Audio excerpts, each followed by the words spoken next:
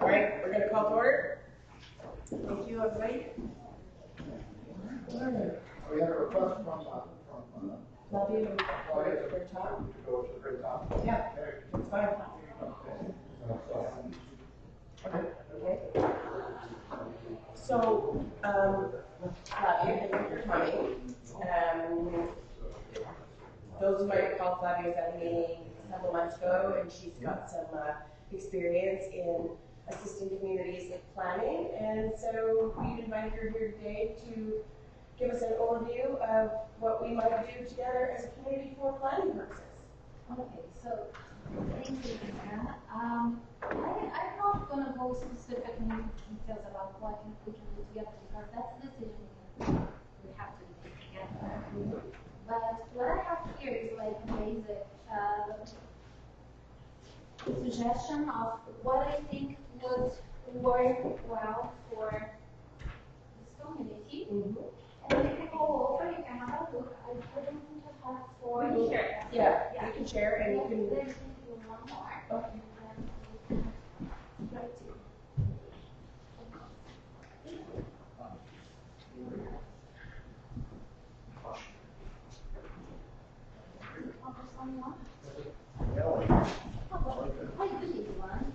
There you go. We can share. So, just going to stand up so I can see everybody. This is a sort of a summary of the services that I offer. That my list of services is of course much larger than this, but these are the selected activities that I think would help the community to meet its goals. So, to start with, I would run what I call the community snapshot, because that's like the first assessment. The first broad assessment that is going to involve secondary data collection, stakeholder analysis, and then a survey, development, the design that includes like 3 interactions with the community to make sure that that assessment is adapted to your needs and the question, that all the questions that you have are expressed in that tool. That's going to be a tool because I have the advantage of this snapshot is because it's a tool that has been developed, implemented, and tested in multiple communities. It has been proven effective and internationally, and not only in communities of different cultural backgrounds. So there is a template with a pool of questions, a large pool of questions, for which you would draw the ones that are the most relevant to you, which makes the process much easier. So from that pool of resources and that template, you would have 3 interactions, or more if needed, but usually 3 is enough to bring that survey, to custom that survey to your specific context. Then regarding the prices, that of course is like you cannot give a specific price until we have the discussion about what is it that we really wanted to do together, which is the decision that is not up to me to make it, it's up to you, of course. So I cannot give you like any more specifics than this, but for you to have an idea, this first community snapshot with the basic services, it can range from $12,000 to $24,000. Of course, in seeing the size of this community and the complexity that I can anticipate, you would of course be on the lower side of this scale, on the lower range.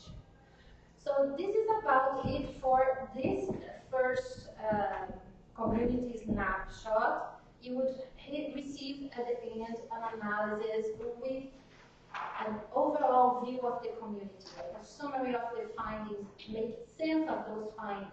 And there again, there are so many possible ways to do this.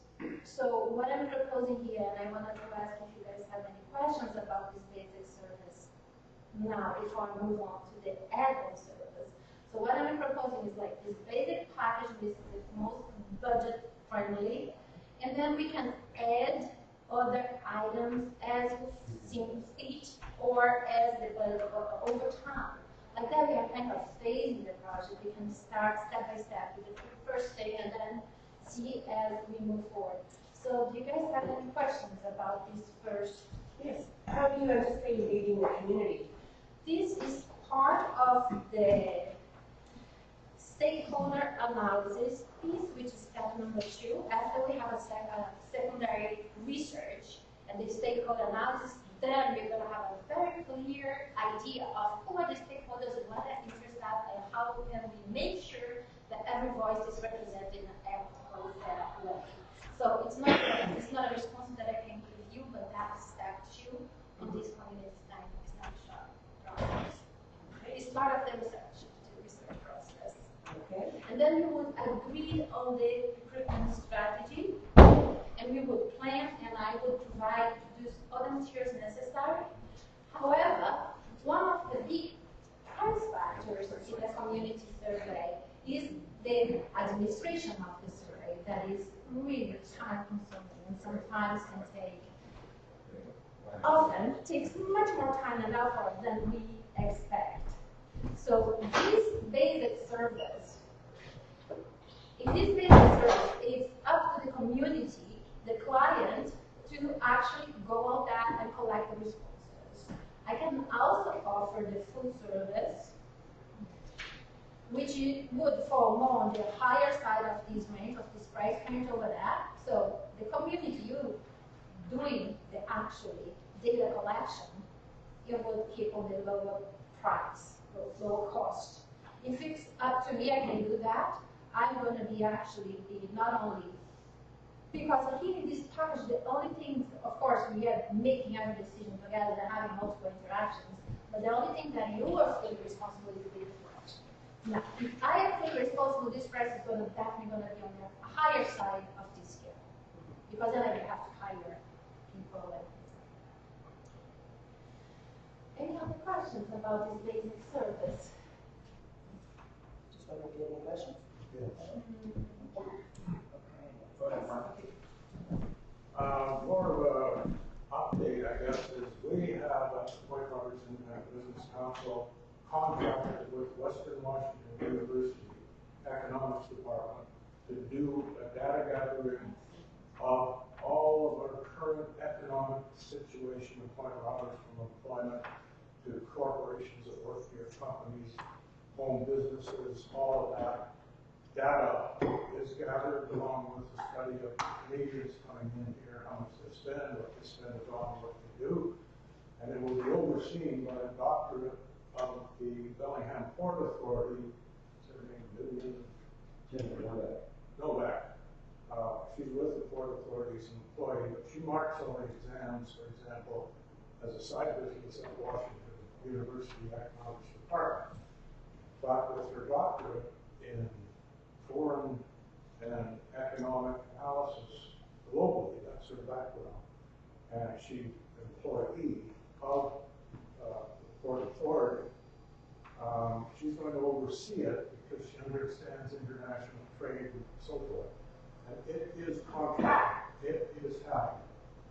And so we'll have all that done probably March, of all our current situation of who's employed where, how much they make, what's basically disposable income, and also they must analyze the 20-year-old document of economic report, which was never acted upon. Nothing was ever done in implementation of it. Never mind even having recommendations, it was just analysis. So we're updating the analysis. Once we've got the analysis, then we'll make recommendations on where we go from there.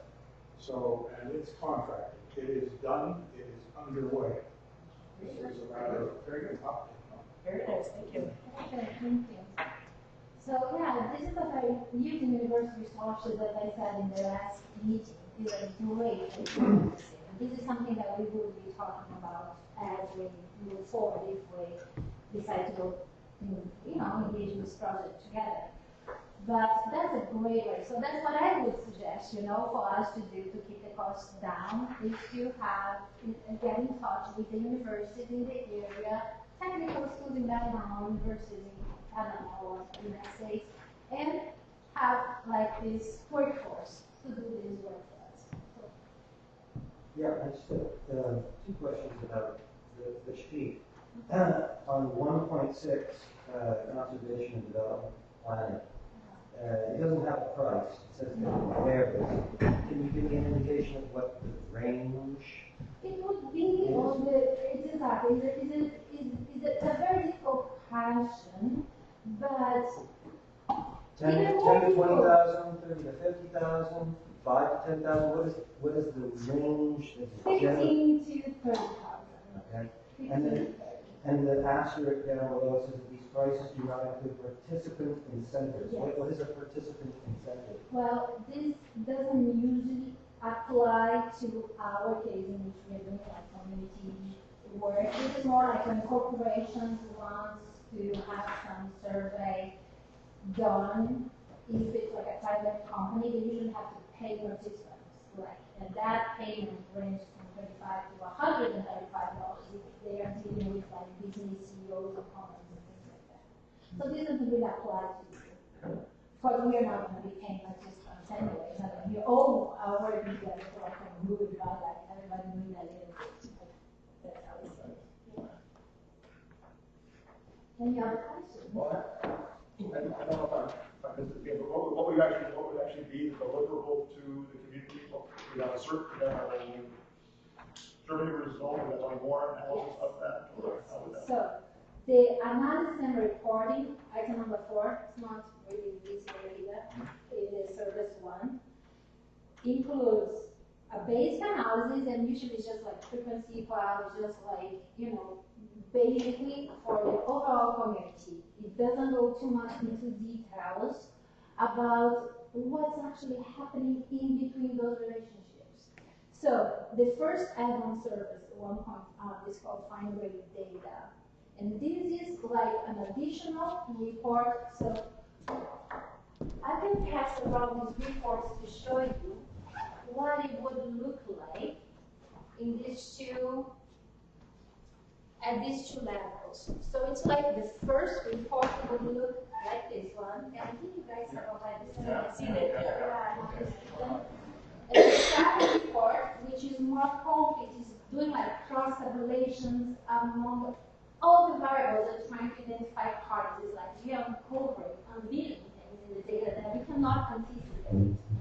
And that's going to include cross-tabulations by geographic location, by demographic information, by any relevant variable in the survey. So for instance, if you say, people that live in Point Roberts full-time have a very different turnout responses than people that are here just as secondary residents.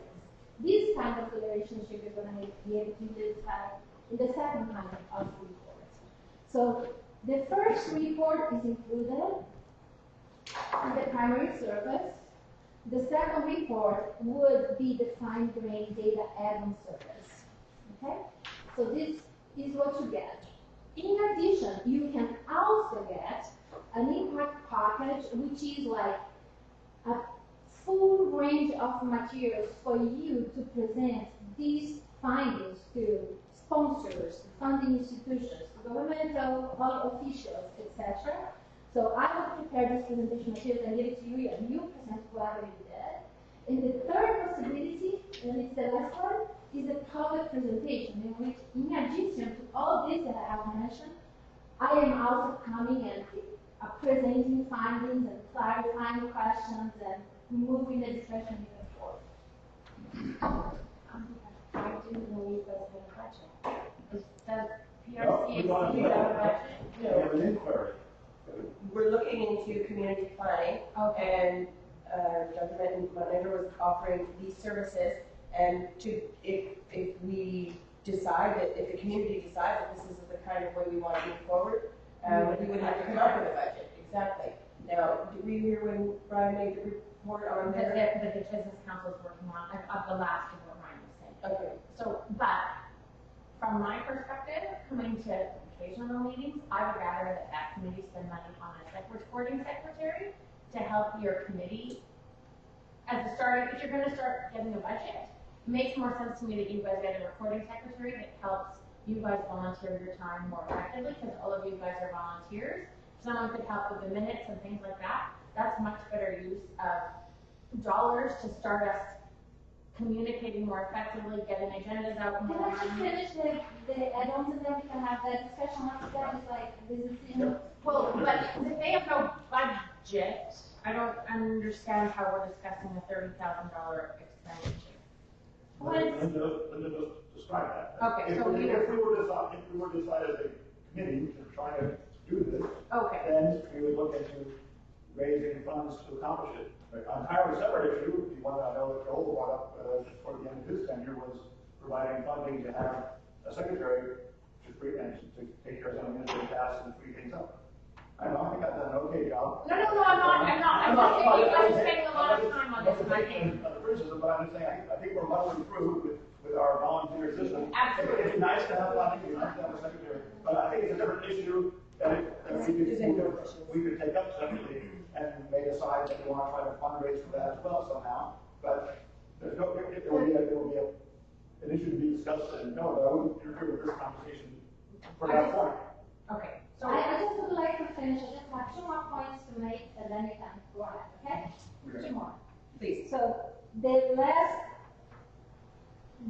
first add-on, which is the finding data, the impact package, the presentation of findings, okay. So, after this first project is completed, there are multiple ways of moving forward to build upon this data collection, which includes the comprehensive planning or strategic planning or conservation and development planning. It's going to be building upon this, but we can only have like a clear idea of what is needed, what the gaps of knowledge are, and what are the priorities after we have collected this first batch of data. Other more simple and cheaper ways to stay on the lower budgets would be to do some work with focus groups and regional charrettes instead of going for a full-blown conservation development plan that allows us to build out those phasing, which means we can do a whole project of $15,000 if we want. We are not discussing like $30,000 or $50,000 we would be more in the range of 15. If that's something that the community wants, and I hope I gave you enough information, even if you don't want to do this, to think about what is good for you, what you need to see in the future, what is it that is going to be helping you to actually implement change. Because that's the whole thing, implement change. Stop talking, stop thinking, oh no, we don't know, and just do it. So I noticed on the page that the word economics or economy or the word finance appears nowhere. Yeah. Nowhere. Well, this is not an economic study. This is the word economics and finance is definitely going to come up. Like if you're doing the survey, there is a whole category about economics. But it doesn't appear in here. Because economics is not our priority. It doesn't appear here how, in the same way that culture doesn't appear, in the same way that other values that are important to people in addition to economic values don't appear. I'm not getting to the level of detail. Any other questions? Yeah. Brian, is that work? Economics is our problem. Point Roberts is that we've got too much planning and no economic input. Until we get to understand what we are economically, we're going nowhere. And my background, I was chair of the Economic Commission in the City of Vancouver. I was the Economic Development Officer for the City of Abbotsford for a time. And I was on the Planning Commission in the City of Vancouver. So I have some background in the issues. And unless you solve the economic dilemma in the sense of we don't know what the hell we are economically. Yeah, we know we've got parcel posts, we've got a marina and a golf course. But where does our revenue generate? And you ask anybody here, and they'll give you old postal stops or your gas stations and so forth. It's none of those. It's construction.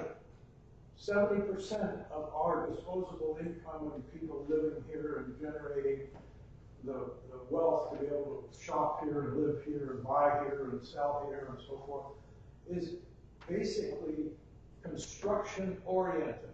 Building, maintenance, gyprock, roofing, septics, you name it. That's 70% of our economic generator.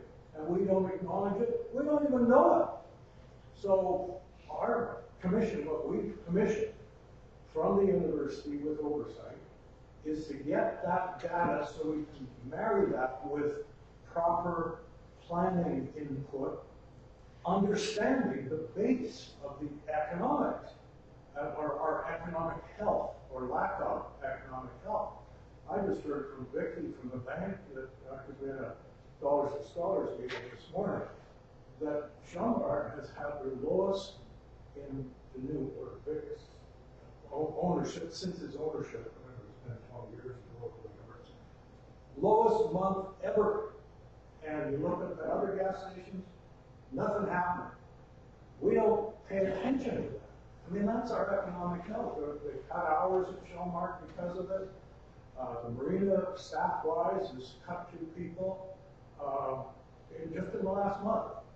And until we get that base of information, the rest of us blowing it away. You're treading on a treadmill. You're going nowhere. I think we all agree that it's very important information.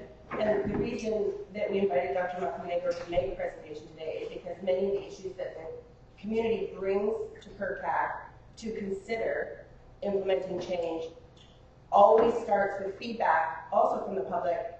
How can you choose a direction if you don't have a plan? And she was here at one of our meetings and heard us asking these very important questions. Where are we going to get this data? How are we going to get this data? How are we going to move forward? And so she offered her services and came today to make a presentation of the types of ways that we can start collecting all of this important data. And I think, as she pointed out, economics is certainly an important component. But this is just an introduction of her services so that the community understands that we hear the request for planning that involves the community, and we're investigating ways to start that ball rolling. Well, back to my point is to get an economic-based understanding. It's not a plan yet. It's an understanding. Where are we? Who are we? What are we doing right? What are we doing wrong? How can we attract more? All of that is coming out of our report because too much has been on feelings and assumptions and not based on economic fact. And we all agree that's vital data. Until we do that, we're going nowhere. And that's a Well, vital. it sounds like what you guys are actually already undertaking fits very well with the plan. So, but you were going to say something. Yeah, I would like just to respond to that because I agree with you. What you're saying is not at all compatible. Yeah. But it's got to be No, done I'd like to first. finish. No. First. Ours has to be No, done I'd like to first. So you've already started, so you've already accomplished that. Yeah, Well, if you, it's not coming out till I'd like to just say this. Let me just finish this. This assessment that's called Holyoke something. That was commended by the City of Holyoke Planning and Economic Development Office. That was funded by the Creative Economies of Massachusetts, the project, because the state of Massachusetts was looking for new forms of develop the economy based on the knowledge-based economy, cultural industries, etc. So the whole project, the whole context of the project, of the Holyoke project, is economic development. But what happened is that this is a step that comes before what you're talking about, because that's when we're going to have the expressions, the views, like this important view of economic development, expressed in terms of data and confronted to other values, to other priorities that are also important for the community. And I think that it's very clear, and you made your point very well, that this is your priority, number one priority. But also, so you're going to be able to have that for these stakeholder groups. This is the number one priority. The only difference, so this is going to be stressed and the data is going to be that, is that if other stakeholder groups also have other priorities, you're going to be able to show that. So these different stakeholder groups have these different priorities and this has these priorities. So how can we make, resources available in these come and fulfill and find a balance between meeting the different needs of the community? You didn't have an economy. You don't need planning. The economy is so fundamental, and priority number one, economy created a planning department. Because when we were all farmers, we needed blacksmiths, we needed barbers and so forth, and they ended up coming from the farms to the central area to create buildings. So we had a blacksmith shop, a hairdresser shop, blah, blah, blah. And from that growth over time, they decided, gee, this is getting kind of higgly-piggly. Let's start planning it. But it was an addition to economic-driven situations that created planning. Now the funnel has been inverted, and we're now so broadly into planning, and we've totally ignored economics here for 20 years. 20 years. And planning too, I think. So unless you get that done as a platform, you're going nowhere. So I think your priorities is pretty clear, and thank you for sharing it. Can I just add? Go ahead, Judson. I think what I hear is that this time we need a completely integrated approach. That nothing can be done in isolation. That it all has to be integrated and that way we'll get everybody involved. Everything will connect. Will all be seamless. So that's what I'm getting at it. That's got to be completely integrated, as well as the other things that people have in mind. Everything the group's doing now, everything that goes through the sub-area plan, everything that's been done before, all has to be integrated this time, so that it becomes functional. What happens, usable. And I think what he's partly saying is often these things are done in kind of silos, and they don't necessarily connect, and they don't have power, and they don't have outcomes that are lasting and helpful for all. We end up with a disintegrating effect of our culture, economy, and so all I'm saying is that a completely integrated approach is required this time, honoring all components, starting with, I would say, the data. Yeah.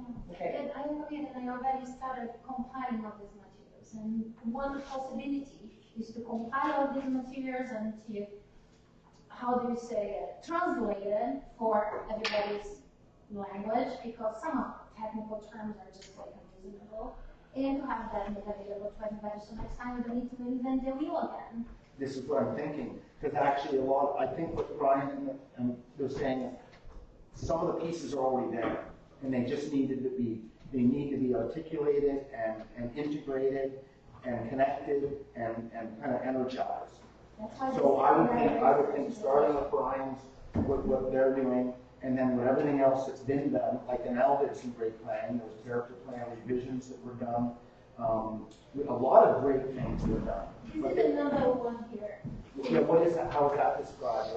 This is the secondary research and stakeholder analysis, generating essential data of the demographic profile, content, inclusive economic process, etc. Includes all sorts of sources that I could think of at the app. So I would very much make sure I get in touch with all the stakeholders concerned, make sure all the sources are included in that. Okay, hang on a second, we've got a comment here from Well, the economic plan that you got going and brought over the big. It's not a plan. It's Well, I've got analysis. Yeah.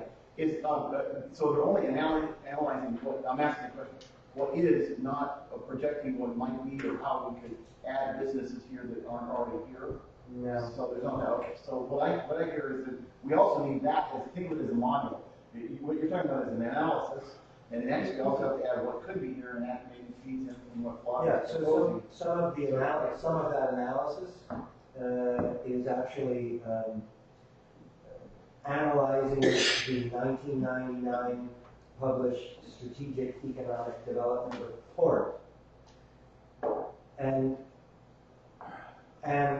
other things. So I do have a question, which is to the committee, which is somewhat related, but if there are any other questions having to do with Flavia's presentation, then I'll wait until that is and then I'll answer.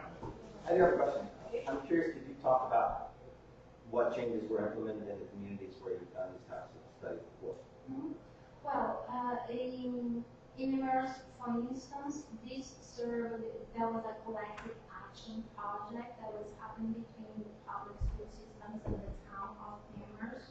So that generated a number of cultural activities and social and economic support for low-income communities.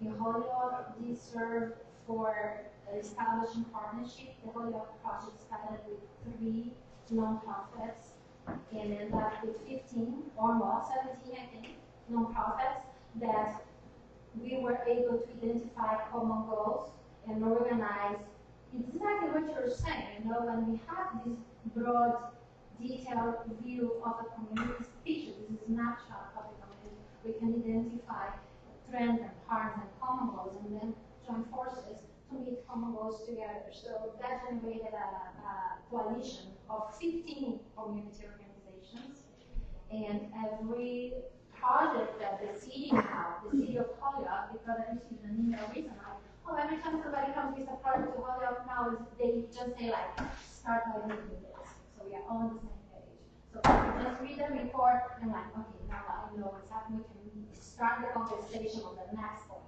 We don't need to go back to what is most important for the community. That is not.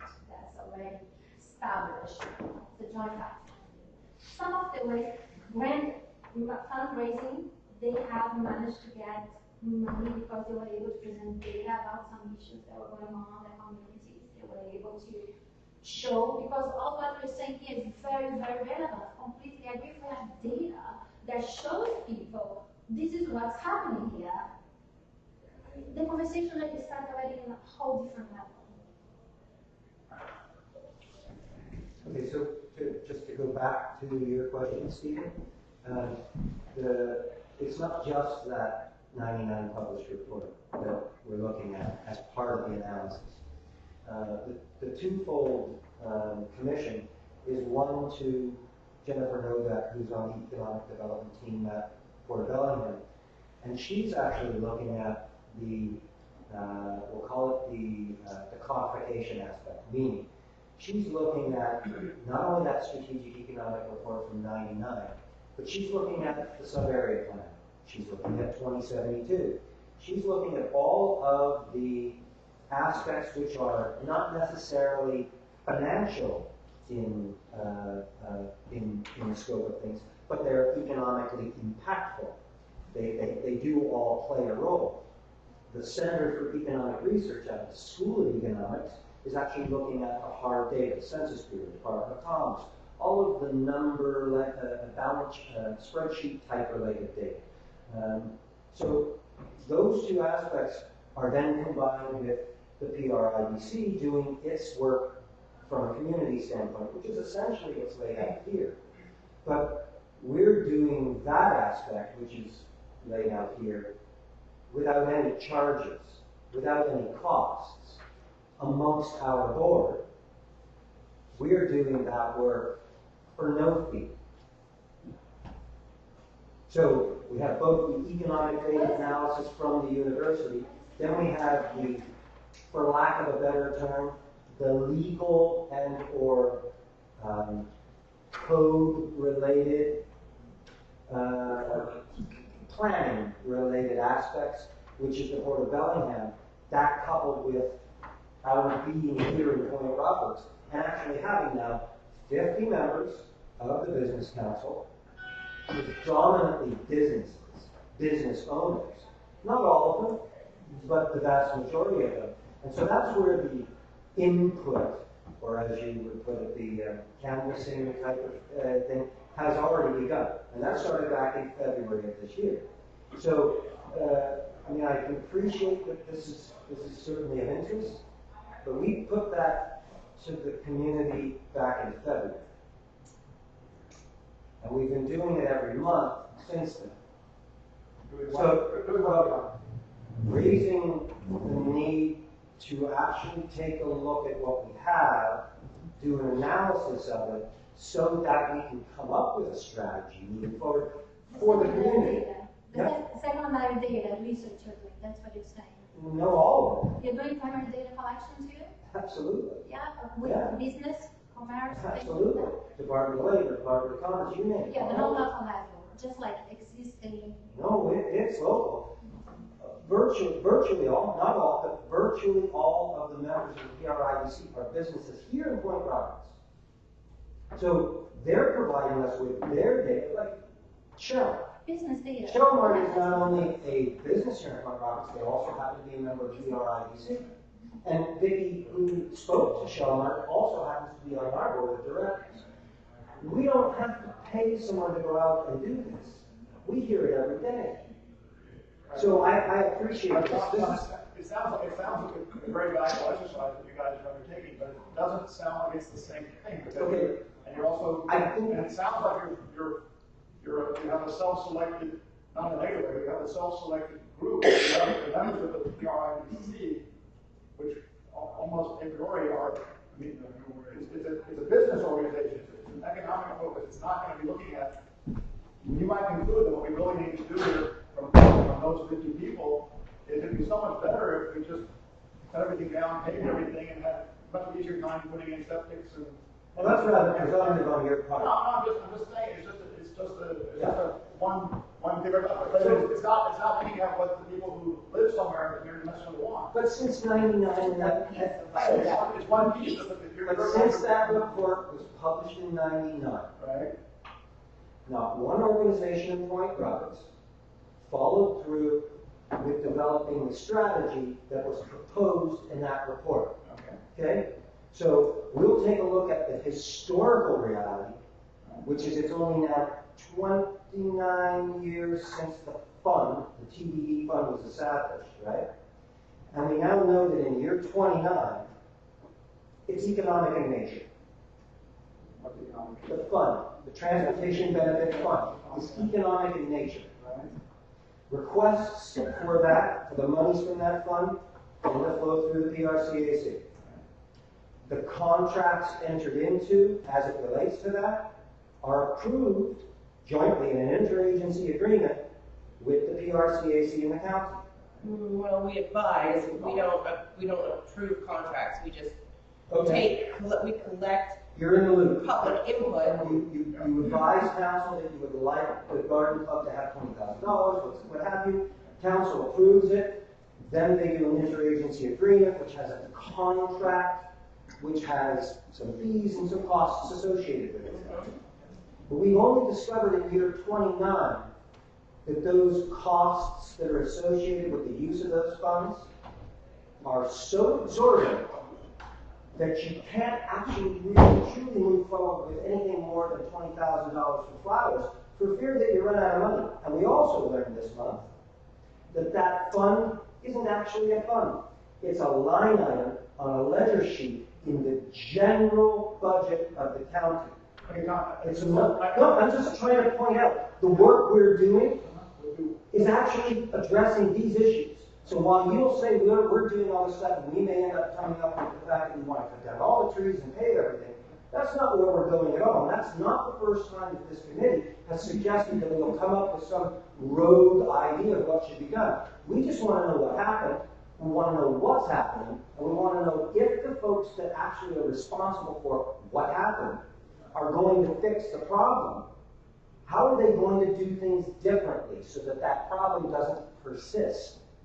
So we know that 58% in a 2-year period was the cost of the money used from the fund.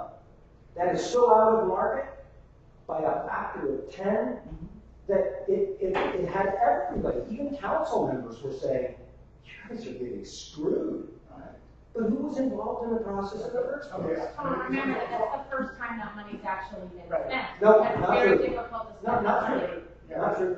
It's all a bit of an aside. Let's get us back to the topic we're talking about. Wrap this one up so some of you can leave and go on to other topics.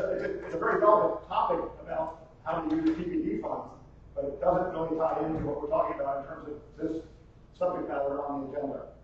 I'm not trying to I'm only trying to defer the topic, not to kill the topic. It's perfectly fine that we have learned on this one attempt to use these funds that tons that went into fees and very little that went into plants or landscaping, whatever it's going to be. But and it has certainly highlighted the issue that better to use these funds potentially from an economic rationalization point of view to say you don't want to do big projects where the size of the project will potentially dwarf the size of the fees. Or renegotiate the contract so that they're not so exorbitant. Yeah, that's possible too. I would say we get back to this topic and try to wrap it up if there are other topics on this community plan development proposal. I think we gathered all the information we intended to gather today. It was an introduction to the community of the idea that we want to collect more data, and we do want to take ownership of planning for our community. And this was a first step. And do you have any closing remarks? No, unfortunately I'm gonna have to go because I have to go to bed, so I'm not gonna be able to stay there and That's fine. meeting, but my email is there. If you would like to contact me, if you have any questions afterwards, please feel free to contact me. And if we move forward with this project, we definitely need to schedule a meeting together so we can talk more about all those questions. Those reports?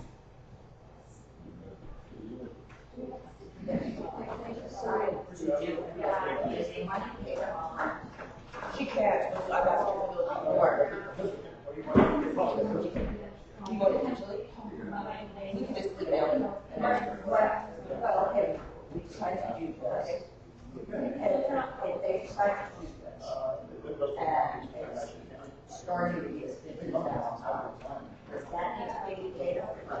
What guarantee do you give with $15,000? She doesn't have a time limit on the amount of time the fees get calculated. What kind of guarantee? So if the survey is being administered by the community or not by me, I have less control over that time, but that would be 3 months. For me to complete this first step, I can do that in 3 months. And payment is like initial payment get first started, and then once the final deliverable is in your hands, So the final payment isn't made until the results of the first. until the report, yeah, until the report comes out. Okay. And The report is okay, and you're saying that the first report would take 3 months' time, and does the $15,000 include any fees that you have to pay for the information that you're gathering? no, I'm not anticipating any buying because if I'm going to buy data, that would cost from $250 to thousands of dollars depending on the company, but I'm not anticipating paying for secondary data. That's a better question. Paying for the reports? On the reports that you're doing, if you're saying it's approximately $15,000, it could be up to $30,000. The first $15,000 should be completed within 3 months. And that includes the paying of any other person. Publisher, printers, Yeah, web hosting, all that. all that is included in the monies that are being paid, or What is included is in the basic services. Do you have the sheet? I don't have any more, I'm sorry. But what is included in the $15,000 is in that basic service over there. Anything that is not yet is not included in the first $15,000. So all this is add on, including website hosting. websites, printing, doing You're all. gonna get a digital copy of the receipt. Printing is extra because there's no printing cost is over there. That's a digital delivery of the report. That doesn't include printing costs. So what it includes is over there. Okay, for the minutes, So we heard your question and the response, but not your name for the minutes. Denise Gregory. Denise Gregory.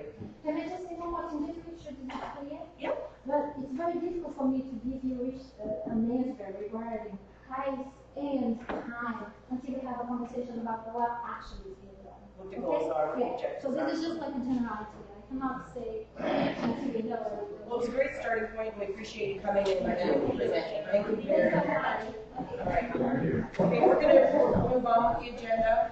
So should we go back to public comment now? Yeah. Okay, so we went out of order on the agenda. We're moving to public comment now. Ken, would you like to be first? Sure.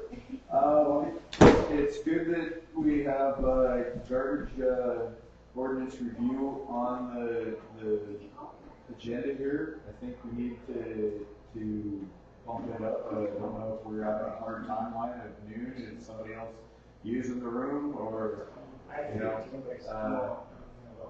it would be good to get discussion of that happening, so that this board, if through our discussion here, decides to write a letter to council, that it can be done and sent to them before their third meeting where they're going to be discussing the ordinance. Okay.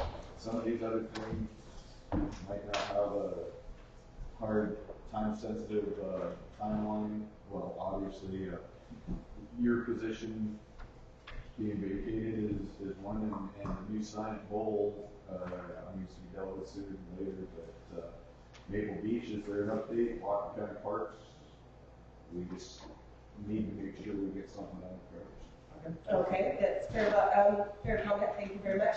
On general public comment, does anyone else want an opportunity to speak?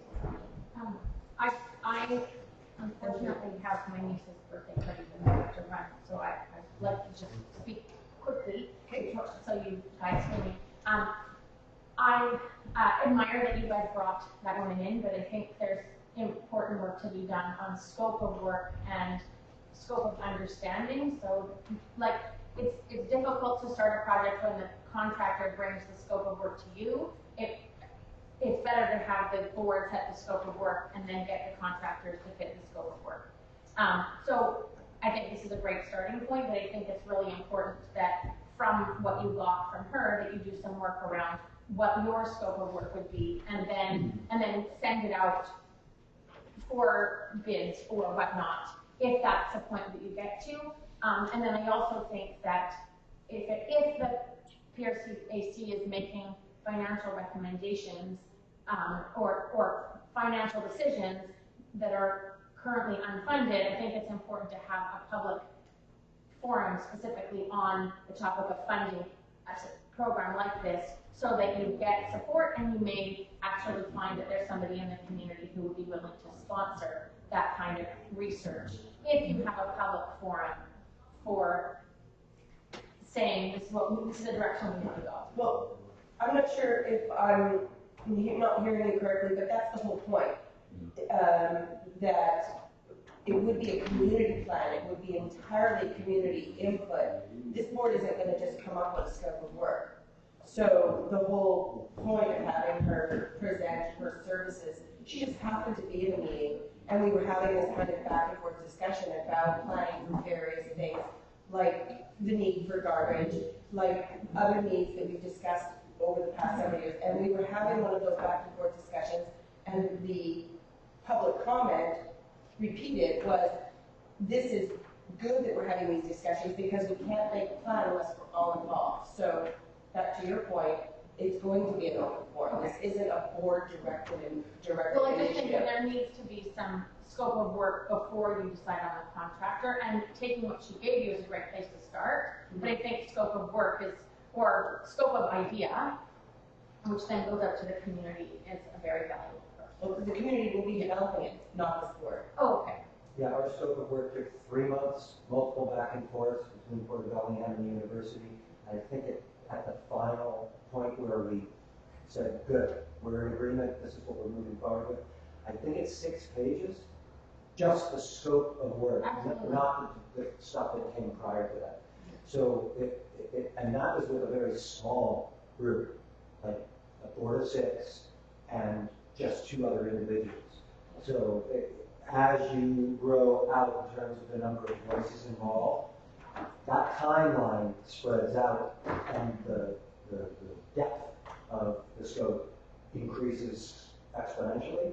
So the actual reason, I was just supporting your first topic. The reason I came to talk this morning, I just wanted to say that I would really encourage the PRCAC board to consider asking the county to reduce the garbage mandate down to the level that all other jurisdictions within Whatcom County actually have already, and that is the 1 mini can a month. So no other jurisdiction has mandated service the way we have mandated service. No other jurisdiction has payment on taxes. Since we are in a position where we have payment on taxes and mandated service, I think looking at best practices from other jurisdictions is a really valuable way to analyze a level of service. So I would like, I have done the research, and it's very easy to do. You just look on the UTC, what is the mandatory minimum, and for the UTC, so that's statewide, and then you look at the service providers in Whatcom County, and the minimum is 1 mini can per month. And actually in Seattle, they have a 1 micro mini can per month because they're actively trying to get people to focus on reducing their garbage. This year, I started taking myself, the city of Vancouver has a zero waste initiative, and so I got a flyer in the mail, which I've never gotten from Pandu. I got a flyer in the mail from the city of Vancouver that said, we are starting a zero waste facility and we have all these things that you can look at and you can reduce your garbage by putting them in different buckets. And I looked at them and I thought, if I take all these things out of my garbage, I'm going to have nothing left. And just taking the wrap around your paper towel or your wrap around your toilet paper, just taking those out of my garbage has meant that I spend quite a bit of time going to the recycle place and practically no time going to the garbage place. So, because I live in a townhouse, and here I literally have produced 3 cans of garbage, and I've paid for 26 cans of garbage. So, and it's not that I'm actively trying as a human to reduce my impact on our environment, and so I'm actively trying in every way that I can to reduce garbage. So even a 12-can mini can would be too much for me. What I would love to see, and what I've asked for the last year, is green waste instead of garbage, because I would happily use green waste all day long, because green waste is something that we create a lot in a community that has a lot of green space. But I would ask that given the position that we're in, with a mandated service on taxes, I would like to see that service reduced to what is offered to every other community in our service area. And I hope that we can get there. And I am willing, as I have said before, to help with any education that is needed for this community around reducing garbage. I will, if you ask me to come and stand and talk about recycling and how you can reduce your garbage, to anyone who will listen. So I'm willing to also put my time as a service to you to make sure that a reduced garbage mandate will work. And that's enough. Thank you. is this still public comment? So we're off the. We're still at the public comment section. We haven't got to the formal discussion of garbage. So I because you're right, Susan, the discussion of the TBD fund is not directly related to that. I'd kind of like to just come to that for a second. and I saw that the council had approved the request for $20,000 recently for the garden club. Is that correct? For next year. For next year, for 2020. And is it to be understood that the costs associated with the previous request, which was provided, is going to be the same? Meaning, No, it's gonna be, there's going to be a contract. I imagine it's gonna still be, it's still gonna shock all of us how high it's gonna be, but it's not expected to be as high in this next year as it was in the first year. But nothing has been negotiated differently to take us out of that. So my question to the committee is, given that as the advisory committee, you advise council or request from council on behalf of the organizations here for monies from the fund, do you have any plans on proposing changes or revising the costs associated so that the next request, and we don't know what the next request is, it may actually be a real need because it's transportation related, right? So are you going to be proposing that anytime soon? We have. David has taken up the investigation. He's our liaison, among others. He's the main liaison. So he has taken up the investigation as to really what those monies are and how they happen. And that's point one. So we don't have answers back as to firmly why. And there's also a question of, gee, why don't we get some of the percentage that they seem to be keeping of our funds? They keep a percentage of them as the interest. An interest rate thing. And one more thing is that when they say 20 grand, last time it was, I think, 20 grand also, or something like that. 30. They spent half that. Yeah. So they always go a higher number to get it from council. Well, since you're looking into it, We are. I'd like But we don't have the answers yet. I'd like to propose at least two different things that you should include in your going back to the county. One of them is we learned that the Transportation Benefit District Fund isn't actually a segregated account. It's a line item in the general budget that has the name fund on it, which means that the present $1,047,000 that's in there, and we've actually, this is one that we've been working on for almost 8 weeks now, so we'll have this stuff round about Christmas on this. But since 91 to present, You'll have what? we'll have a full-blown analysis with charts and graphs to show the history of that fund, every dollar that was taken out either in an administrative fee or in a charge, in any way, shape, or form. So I would like to see the PRCAC request of council that whatever is in the fund, or that line item now, be put into a segregated, interest-bearing account, because we're going to tell you when we're done with the analysis how much money, if we had been receiving standard interest rates, would have been accrued over that period of time. Interest is accruing on it. But we don't receive interest applied to it. The county takes the interest. Well, I know that because I've got the documentation. So what I'm suggesting to you... we know it too. So what I'm suggesting is, now is the time to request a council, now that they have, they've addressed this, Barbara Brennan has noted, right, to actually request that it be segregated and that it be generating the same interest as any other fund And that it the might county oversees. incur additional administrative of a separated, segregated fund fee. That's to be negotiated. Okay, but It might. it might. And then if you have a tough negotiator, it might not. But in looking at the analysis, one thing is for certain. Since 1991 to present, insofar as Point Roberts' access to monies on that fund is concerned, Point Roberts has generated zero interest in 29 years. Yes, we know that. Right.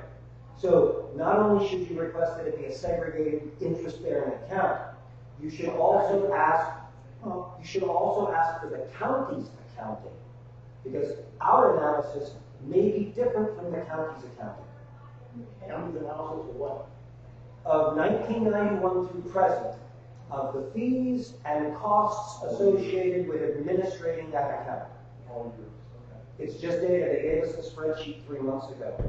So We now have, that will give us 3 teams working on it in addition to the county, and then we can see, are they the same or do they vary? They may say that they only took $20 out, when in fact they took 20,000 out. Let's get them on the record as a county. They're really responsive to finance department, really. Yeah. Okay, wait. My second and almost last thing is The biggest trouble with the TDD funds is because they're traffic only, or road only. And we're quite a bit of effort to try to get that lobby, through Olympia back into, can we use the funds for other things? And that was a failed attempt, long story, but that actually was an attempt. So I think that's the biggest problem with using those funds is that we have several good traffic related projects we could use, although the traffic related projects way exceed the amount of money we have. Okay, so you say traffic, but it's actually transportation. Transportation. And I talked with You're correct. I talked with the county about 3 different departments, and it turns out that marine transportation, boats and such, is within. Not the one I was just told 2 weeks ago. Who did you talk to? Specifically, that's that question. Who did you talk to? Joe. That time I think we were talking to Brian Walker, who was administering the current project. He's like 4 levels down from the director, yeah. So, if you were to talk to the folks at the Port of Bellingham, okay, and you were to talk to the folks at the Council on Governments, and the Council on Governments mandate is transportation data, transportation analysis as per state and federal regulations. It does actually qualify. Oh, that'd be great. So you've got a boat ramp and a dock that have been missing for some time, which are in fact by definition transportation. So in terms of the things that have been brought up in just the last 3 or 4 months in this community as to where we could direct $200,000, $300,000, $400,000 out of the $1 million that are there, you would find that the top people at the top agencies that work with the county will be on your side saying it is transportation related. Not related, it is actually the definition. Right, but I think that's an interesting point you should make there. The point is not who on the outside thinks that it is appropriate. They're not on the outside. They're the inside. They're the top people. The state law, the WACs, and the Whatcom County codes on that TBD, the tax benefit district, it is for the improvement of streets and roads, not for landscaping. They got slid in, and I was at the first public hearing, and I thought, 10 grand, I stood up and I supported it. But when you read the code and the WAC, it is not an actually approved, and the dock isn't, and because it's not a road, it's not a street, it is for street improvements only. Period. So, Well, actually, there's. can we move on? Can we table this and get to? Sure. I think we all agree that we would love to have the correct conclusion be the one that you are driving toward, that these transportation funds should be for land transportation as well as sea transportation, and it should all be, we'd love to have a dock, a real dock and a floating dock. Actually, a paved boat ramp connected to the parking lot, which is maintained by the county as a road, actually is the definition. So I would be happy to go and get that from the highest level individual in the county and the state, and I'll bring it back to you. So once you have that, That'd be great. you can choose to use it in both. Yeah. But yeah, Okay. but that's The only thing I was gonna add is the voters on the last meeting, we made a motion to write a letter to the county council about the CE funds. It's okay. Do you have an update on that? Have not received a response. Okay. so you guys did send a, We did. We did send a Yeah. letter out to CP. and what was the question for them to? Just in regards to astronomical costs. And the only I did get that council, however, did say Yeah. that in future, the original idea of the PRCAC was actually to administrate those funds, that in any future items that come across for the use of the TBD funds, that instead of the county administrating the use of those funds, once guaranteed, approved, that we could as a community then actually be the distributor of those funds. Does that mean we get to choose the contractor and they don't have to go to We'd the still county? have probably, well, if you're, if you're a problem here, and we're okay with everything with Flavia, you can't just hire her, because you are a division of Whatcom County. any contract over has to go out for bid. Yeah. So it's almost a cart before the horse. Right. So, part of the reason the fees were so high on that garden contract for Tyee is because it's run through Public Works, and any Public Works contract pays prevailing wage. Yeah. So if the group that oversees the contractor approves everything, signs off on it, sends the invoice to county, administrative services should be able to process that invoice without running it through Public Works, without it having to be paid at prevailing wage.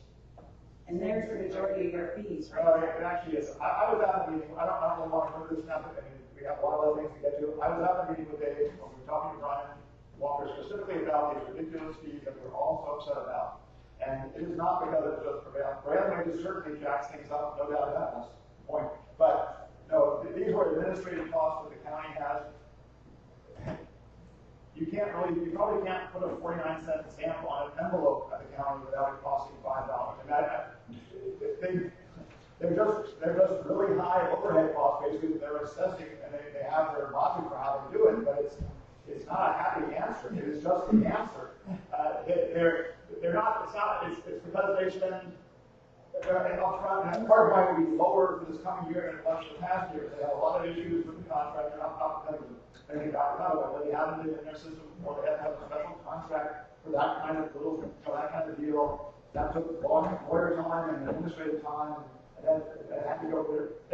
They have lots of excuses why they had $5,000 of cost or $6,000 of cost on $5,000 of work, but it's not. It isn't. We have wage kicks in there, but it's not a big part of it. It is all this other crap that they have to layer on. I'm talking about running it through Public Works. Right, Public Works doesn't have to it's oversee it. It's county money. We're not going to wrestle county money out of the county money. It's not valuable community money. It is TBD funds assessed as a tax. It's not point Robert's team. Yes, it's our money to use, but it's not. Who would you have to be the one to hold it? We're not a money transaction organization. Can we We're get not rid of going all to this give it next to we're not going to give it to the Frankfurt Library. You don't or understand what I'm PRCAC. saying. You don't understand what I'm saying. Clearly not. I guess. So let's try again, please. The Public Works does not have to manage the contract. They have a substantial amount of fees on there. They don't have to manage it. So if it is the garden club or the PRCAC or whomever wants to oversee the contractors, that scope of work, whatever, make sure it's done, they invoice. Let me finish. Did you let me finish? When they invoice, they approve it, then it gets sent to the county who holds the funds. They see that it's approved, they cut the check. There's not 8 hours a month worth looking at to see if they did it when they said they did it and going over their contract and all of that. We were at the meeting last week when council said they had already addressed it and that going forward, they would consult with the community and make sure they had the choice of oversight. So whether it's the garden group or the PRCAC or some other body within the committee, if they've been approved to use those funds for something, they're going to have the opportunity to oversee it themselves or to put it through the county. It's not just going to be rammed down our throat. If I'm not mistaken, there was also a brief discussion and sort of an implication that it need not be only the advisory committee who actually goes to council to request funds out of the TBD, that just so long as it follows the protocols, any agency or group, an association, and fund projects can do that, so it need not flow through the PRCAC. Use of the funds, yeah. The PRCAC advises on TBD funds. It's actually part of the code that PRCAC advises on. Right, but council members. No, I read it. Council members suggested that they would look with fresh eyes at its not being a requirement for its going to council. That's fine. Okay.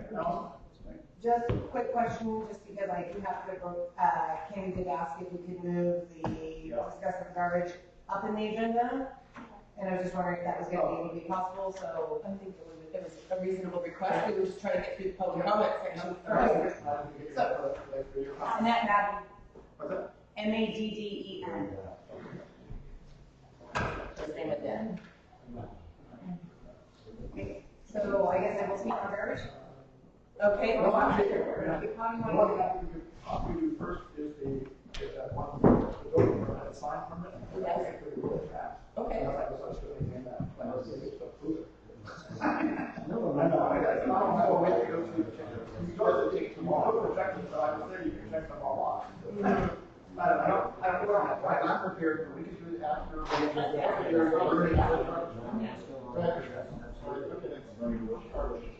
Okay. Okay, so public comment session is now complete, and we're moving on, moving the garbage review, coming up by county council to the next item on the agenda, and you would like to speak, Allison? Okay, so, we did go to county council. The county council agreed that they did say that they would review the garbage ordinance before the renewal of the contract when they approved it last year. At the last PRCAC meeting in October, Louise asked when it was going to be being reviewed. Nothing was said. The following week, I found out that David had actually already signed the contract in September with the health department. I talked to county council. County council was not aware of it. So now county council has put it on their December 3rd agenda. Mr. Donovan last year stated that verbatim, that he felt that Point Roberts deserved the same opportunities as the rest of unincorporated Whatcom County, that regardless of the review for the UTC, that we deserve to have the same options, which is the 120-gallon in can per month. Currently, Whatcom County has changed the way that they do their solid waste tax structure. Instead of doing $8.50 a ton, they are now charging a 3.3% total of your bill, which is going to be collected in Whatcom County solid waste tax. Through a Freedom of Information Act, I requested the total tonnage for Point Roberts for 2018. I also requested the tonnage for the first 6 months of 2019. The total tonnage for Point Roberts for all aspects of garbage was 1,350 tons in 2018. The first 6 months of 2019, we were actually less than half. So we can make that assumption that Point Roberts for 2019 will be around the same amount of tonnage of garbage at the 1,350 tons at the end of the year. At the high minimum level of service of 232-gallon cans per month, when you do the 3.3% on the total, that means that 87% of the tonnage of garbage collected in Point Roberts would have to be collected curbside alone for that to be a revenue neutral tax. We all know, based on the numbers I got from the UTC, what goes through the transfer station, what gets picked up commercially, and what is done in drop-off service, that number is not correct. The UTC had a meeting yesterday. 2 of the commissioners are highly concerned that because of the high level of service, because they have done an audit, they know that we were charged too much for garbage, we were not charged enough for recycling, that the county tax will be too high when they go next year and redo the rates. And are basically saying that they are going to watch this very closely if the county does not change the mandate, because the county will be forced in trying to figure out how to refund us those excess paid solid waste taxes, fees. No, solid waste taxes. The taxes that go to the county. Okay. So when you do the math, we are overpaying, so it's not only causing an overpayment in taxes to the county, it's also causing an overpayment in taxes to the state, because we're being taxed on something that we're not actually producing. When you change the minimum level of service to the rest of Whatcom County, which I did check with SSC, which is the minimum level you can sign up for in unincorporated Whatcom County, is 120-gallon in can per month, plus recycling, which follows the mandate for the state to reduce your level of garbage. If we are the same as everywhere else in Whatcom County, that also will bring that tax rate to a more appropriate amount, so that we're not being levying taxes to the state or to the county that we should not be paying. When doing the quick math, we actually figured out, instead of it being revenue neutral at $8.50 a ton, we will be paying approximately $27 a ton tax per site when you start breaking out the different departments of tonnage. I will have more actual full details. UTC is actually sending me all of their calculations on Monday. But we can even do it just by looking at the basics of going, we do not present 87% of our garbage per site. I have garbage bills from people who are, sending me their statements 0, 3, 6, 8, showing that we have a large number of the community that is not using 26. So we know not only they're not using 26, so we're charging them too much for garbage, but they're not using 26, so they're being taxed too high because they're being taxed a portion of the amount they're paying. So the mandate, as far as I'm concerned, sees that it was a PRCAC initiative. The PRCAC should be telling the county, we want to be like the rest of Whatcom County. We want the minimum level of service, and if you go back through, Jeff Hedges actually stated to the PRC, his original thought was 1 can a month. I think Jeff's original idea that it should have only been 1 can a month, which was in line with the rest of unincorporated Whatcom County, was right. And the map actually says it, and I would actually request that the PRCAC, the voters, has already sent their letter, that we do that. We should not be being held to produce garbage. We should not be overtaxed by the state, by the county, especially when we've requested, Mark Robbins, myself, have requested from the Whatcom County Health Department for resources, for recycling education, because that's what those funds are supposed to be being used for. Those tax funds are supposed to be using for that. And he told both of us, no. We went, No, they can't be, or no, they haven't been? no, he wouldn't give us any money. He wouldn't give us any help. I'm like, give me pamphlets, give me something. Oh, well, you could call this place, or you could call this place. When we did plastic-free Salish Sea, we contacted San Juan County, said, can we participate? And they said yes. And I have 3 emails from 3 different departments in San Juan County, one being San Juan County Public Works, offering to help us and give us more recycling education and actually providing us people and resources. And we're not even giving them tax money. So I think we need to do what's best for Point Roberts. We need to be the rest, like everywhere else in Whatcom County. And I want to have a really planning question. What is a mini can? What is the size? 20 gallon. It's what are we doing now? 230? 2632 a year. Right. Yeah. 12. Well, yeah, 1 mini can a month is 20. 12 20-gallon cans per year. Right. And they get to have the ability to put their service on vacation. Like you can with your phone or cable. You can snowbird and say I'm gone for 4 months, and they get to put it on vacation because they get to pick their level of service. Part of the reason that this ended up on our taxes was because for some reason somebody said, well, it's the Canadians that have their second homes aren't going to pay their garbage bill. Well, they have a second home. They're going to pay their bills. We should have never ended up with this fee on our taxes.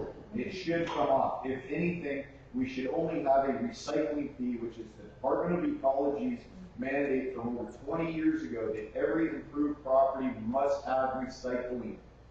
And the Whatcom County, the Washington State gives rules on the counties being able to set up for their cities and incorporated areas that they're an RCW, that they can make it that they have to have a certain level of garbage collection, but in unincorporated areas, it only states recycling. So the Attorney General is looking into the legitimacy of it, actually them mandating the garbage, number one, in unincorporated areas. But we should get ahead of it. There are so many properties that are not producing the garbage. My family of 4, we've put out 7 cans of garbage for the year. We are charged for 26. There is no way we're putting out another 19 cans by the end of the year.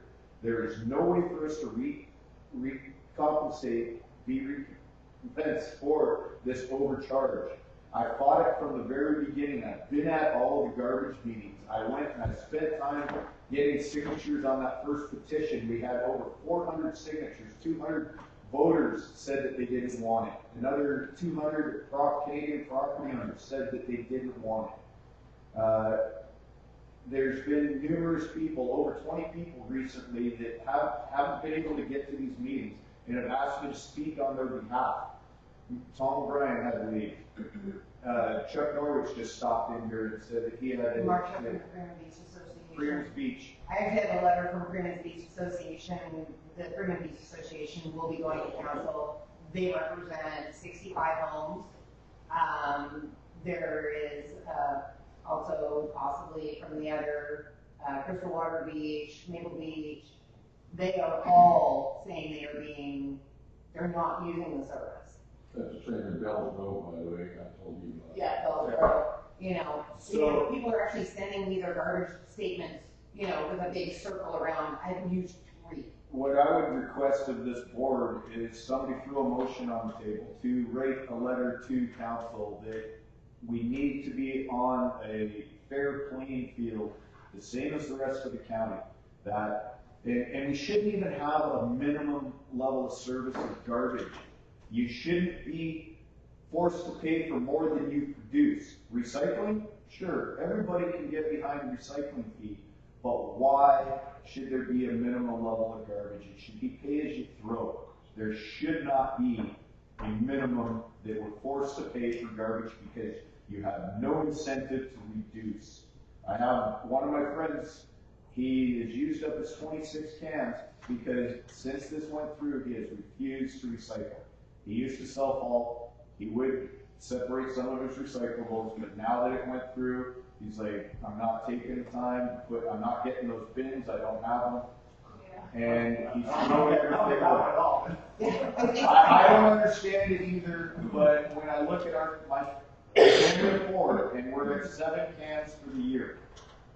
Well, I'm not proud of it, but I think I don't know how many weeks are we in. I think I'm at actually 1 full can every week. And I'm not proud. I'm not proud of that. I like to be reducing my waste. I recycle all the stuff I can under the system. Plus, and out in the rest of the county, they have combined green waste and food waste. And the place in Linden charges 2.5 cents a pound. If we have that combined green waste, food waste, which includes all your paper products that you can't put in the paper recycling, like used paper plates, napkins, pizza boxes, lots of other stuff, all your food waste, we would have 1 can of garbage a year, maybe, and that would be the styrofoam packaging because we have been separating all our plastic that looks like this coming year might be able to start doing it curbside here, but we should definitely not be feed to this level. And I really hope that you guys will get a letter out to council. Okay, Steve, you want to? Well, yeah, my question is on this review. Okay, so the idea was pushed that, and I say rightly so, that they promised us a review in 1 year on the council and didn't do it. Shall we not ask for that? That seems. That's what they're doing, but we can see that yes, some people are using it, but the majority of people aren't producing the garbage. So we're being overfeed, overtaxed. This year, the provider's been able to keep taxing. How does council do a review? Does he just listen to the input? They listen to staff, which is Jeff Hedges from the Whatcom County Health Department, Solid Waste Division, and public input. But they are being misled by Hedges in the current paper. How do you know misled? Doesn't he have to produce evidence? Well, he doesn't have evidence. He goes on. There is no evidence that he has produced. But we just labeled a whole bunch of evidence. We don't have actual numbers of cans. That if Dave was here, he has an accounting of every property and every can charged, every can accounted for. We were overcharged on our bill. The last statement came, it was 10. We've only put out 7. I phoned in, they corrected it. So many other people don't know and haven't bothered keeping track of. I've heard from a dozen other people that they've had to phone in with questions on the cans. We haven't hit our 26, but keep an accurate accounting. Now, there is a number, Dave has all the numbers of every can collected. And from every property, there are properties that haven't even signed up for service and we're in the 11th month of the year. Well, then, They have put out 0 cans curbside. Okay, can we not ask council to do that very analysis? Can we not be proactive and look out for all of us and get a minimum? We don't have a minimum level of service. We have 26 cans. Minimum is small. I think here's my point. You're going over the same material. I'm trying to get to what we do with council. We ask them to reduce to a reasonable level. Here's the thing. It's the negatives. Here is point blank. We are unincorporated Whatcom County. Correct. Everywhere else Disputing that. in unincorporated Whatcom County has a level of service of 1 20-gallon mini can a month. Okay, we got that. The majority of those areas, other than a few, are not seasonal. So if that level of service is adequate in the rest of unincorporated Whatcom County, and anybody who wants to use more than that level of service can absolutely sign up for more, why is that not adequate for Point Roberts? We were throwing fancy terms by Jeff Hedges, economy of scale, price will go down. With the extra customers, the customer base went up 5.5 times. The can price also went up. If the UTC looked at it last year, if the original 315 customers had still been the only customers that Dave had curbside, which we have been for 10 years now, the rate would have only gone up 18%. The rate went up 10% when the customer base doubled, or went up 5.5 times. The numbers don't add up. So, regardless, I asked Mike Young, John Cupp at the UTC, if county changed the level of service to the 12 mini cans 1 month, what would the effect be? He said, we have all of the data from our latest review. We just plug it into our Lou Gallagher, whatever. We come up with the rate, and that rate makes him automatically profitable at 6% as allowed by the UTC. Changing the level of service does not change the profitability of the company. The UTC does that with their things to say, okay, here's your costs, and they figure out the rate and make sure that he gets that 6%. Changing the rate does not change the profitability of the company. Changing the rate, changing the level of service is just a beneficial to the community. Everyone here says, let's save the trees, let's save, keep the ocean clean. But yet you want to set a mandate for all this garbage? The Department of Ecology has stated that if you set a low minimum level of service, you have given someone financial incentive to reduce, reuse, and recycle. They have created what they call a pay-as-you-throw model. You have a small minimum level of service. If you want to throw more, you pay more.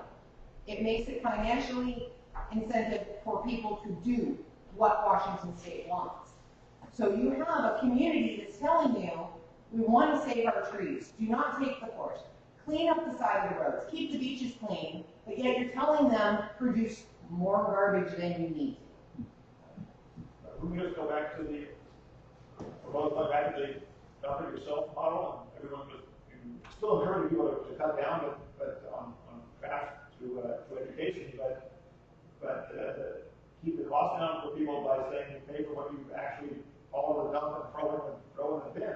I used to pay half as much as I pay now, so presumably this hour, I don't think I doubled my garbage on my rate when I read it. As much, but I think I'll pay even more if that's not my situation doesn't matter. Just as an example, since I'm already using basically 26, 32 gallon cans a year, I have to pay a premium on every month because I'll be exceeding the 1 mini can.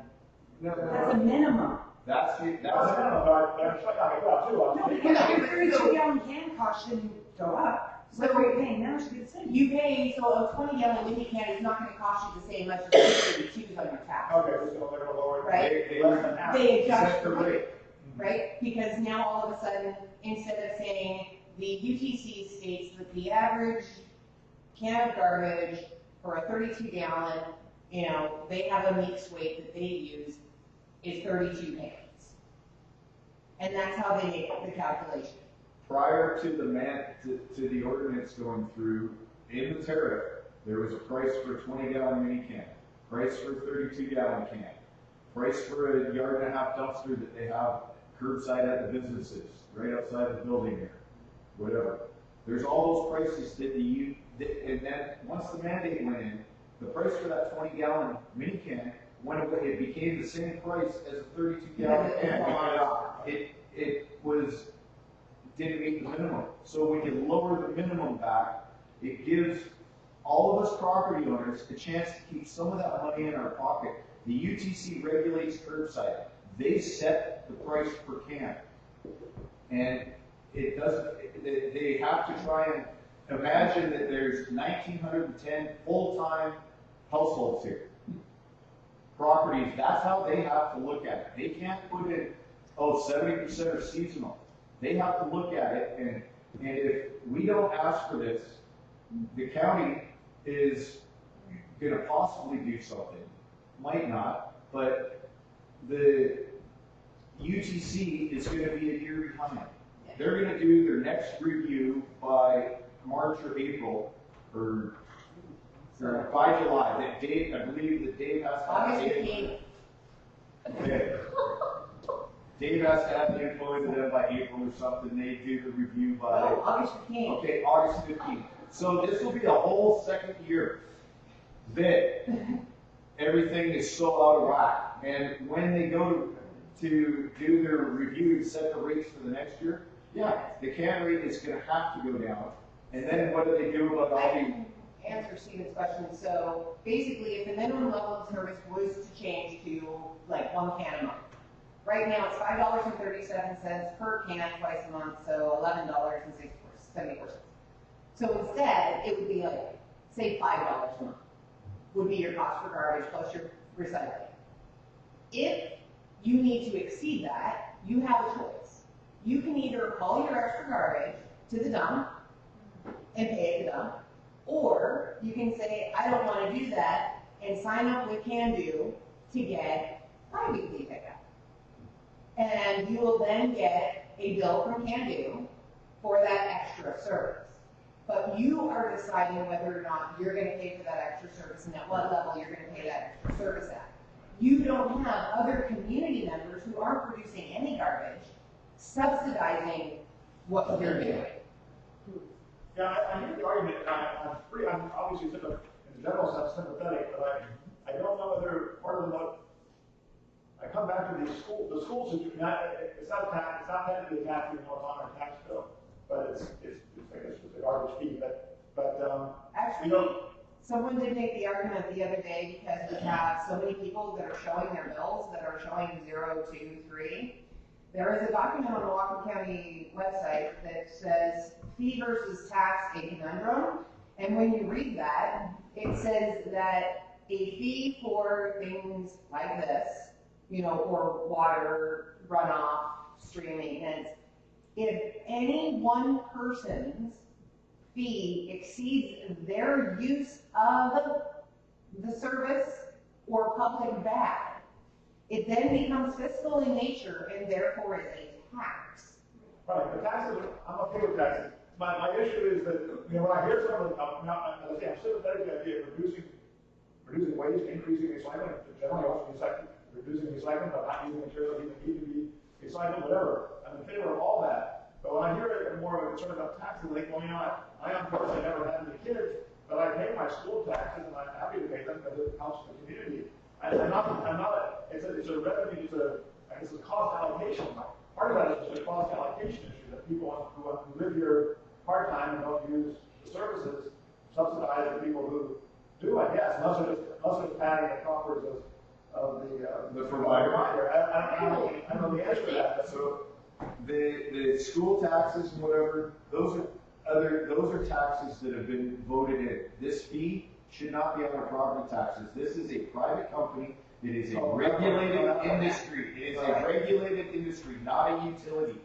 It's not like our water that could be a taxing district, but because the water they sell pays to run the district, just like garbage, if it was a district running the transfer station, the garbage would pay to run the district. So this regulated industry in a private company should not be getting a fee put on our taxes. It shouldn't be a fee on our taxes. Got it. Okay, so we're going to, there's been a question on number 8, a comment on number 8. When this was all being talked about in the beginning, I was on the phone line with the UTC meeting, and I asked them if we didn't use all the cans, did we get a refund or did it get carried over to the next year? Oh no, that can't happen. So I said, well, what happens if we use more? Oh, we have to pay for them. How is that fair? And not only that, what's happening to that money? Other than lining David's pockets. There's no other way to look at it. I was going to say, my whole thing is, I want to be treated like the rest of Whatcom County. The solid waste tax in Whatcom County, when he did his figuring to figure out the 3.3% solid waste tax, was on actual data from a full year of everybody using right for SSC. When they tried to figure out the 3.3%, it does not work for Point Roberts. Because the data he was using was from 2018 when we only had 300 curbside customers. We didn't have a mandate. So I have a problem with a high mandate when the rest of Whatcom County is paying what does calculate out correctly at 3.3%, $8.50 a ton on the solid waste. But because we have this high level of service compared to everywhere else, we're working out to where we're paying over $20 a ton in solid waste tax to Whatcom County. We are not being treated equally. The numbers don't make sense. We need to be, yeah, we're all special, but, you know, my whole thing is, we are Whatcom County. Whatcom County has got this 20, the state says reduce. The state has a mandate for being pay-as-you-throw, low minimum level of service. By having us be so high, for a town that is supposed to be green and supposed to be so concerned about the Department of Ecology, why are we thumbing our nose at the Department of Ecology and not following the Department of Ecology's mandate, which is set a minimum level of service at a low amount, and if you want to produce more, you pay for more. And why are we the only ones that have this fee on our taxes? Now, let's just reduce it. Let's go to be equal. Well, why aren't the same services available to us when he uses the transporter that hauls to the green waste facility? We are, Lummi Nation and Point Roberts are the only ones that do not have Food Plus. It's not like Lautenbach can't go out there and haul that can. Lautenbach currently hauls our green waste that is taken to the transfer station to the digester in Linden, which is where all of the Food Plus goes to, and all of everywhere else in Whatcom County, which is your green waste, your food waste, all of this stuff just goes into one bin. Again, it's hauled by Lautenbach from the different areas to the digester in Linden. It all goes into one thing, and it's 2.5 cents a pound in Linden. And that is currently where our green waste, I checked with Lautenbach. It goes, Lautenbach comes up and picks up our green waste bin, they take it to Linden, it goes to the digester. So that would be, and I know David said he was talking about getting green waste curbside. My point would be, well, it needs to be Food Plus because that's what everybody else has, and it all goes to the same digester in the same container. So that would be, you know, I don't understand why we would just have green waste when it's actually all illegal anyway. But that's a separate subject. Can we resolve this down to, before we make a motion or not, a simple sentence? Simple sentence, reduce the minimum level of service for Point Roberts to be the same as the rest of Whatcom County, unincorporated Whatcom County to 120 gallon in can per month. Okay. And think about removing it from our taxes. Because there are collection laws that were already in place, and I brought this up at the garbage meetings. There's no need to put it on our taxes when there's laws in place to protect the business owner, that all he has to do, if somebody doesn't pay, he stops collecting, he can put it, but the minimum to ask for is to be on the same level. Titles are checked too, they check with the dumpster or with TAMU to make sure that there is no outstanding garbage bills before a title can be changed. That's. How does everybody else pay if it's not on their tax bill? They get billed, Yeah, and where's the used to? just like, Yeah. just like I used to all. get a bill every 2 months. So wasn't the original pitch, because we have so many, Canadians owning land that aren't here that often, that this would force them to pay some, whether it's high or low, that's a different argument, but just force them to pay. Wasn't there always a problem? I'm asking for history now. If you hauled your stuff to the dump yourself, which all those 70% or whoever wasn't using curbside, they had to pay. No. I think I would still be personally, for leaving it on the taxes now, as upsetting as that is, but a lower fee, so make it easier on the people, and therefore enforce all the other conditions we were talking about before. Why leave it pay on as you the go. Let it go, we gotta remember something.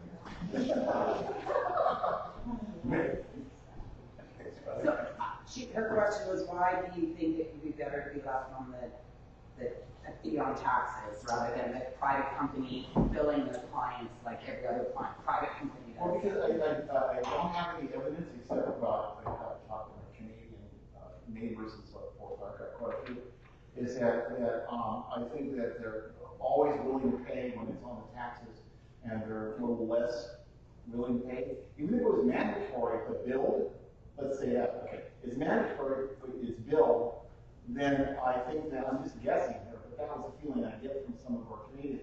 The whole idea to reverse back to why this all got started was that this was at the time pitched as the only way to ensure that we have a broader base and people pay. And maybe that's not true. Maybe in this 1 year review that we were supposed to have county council, but Before the contract was signed, we were supposed to have that review. right. And so what I'm interested in going back to that for a second, because it seems like they were supposed to do that. So regardless of any motion we make, weren't they supposed to review it and come back to us and say, hey, we've looked at these 10 things, we've heard some testimony, maybe we heard from us, the committee, and here's our review. I mean, what does that mean, review, for them? Did we ever get any answers as to what that review would be? It shall be good, right? It ought to be not just flippant. It should be substantive. So, well, if you read any of the stuff that went out from the health department, the letter from Jeff Angelis to the UTC, it is not factual.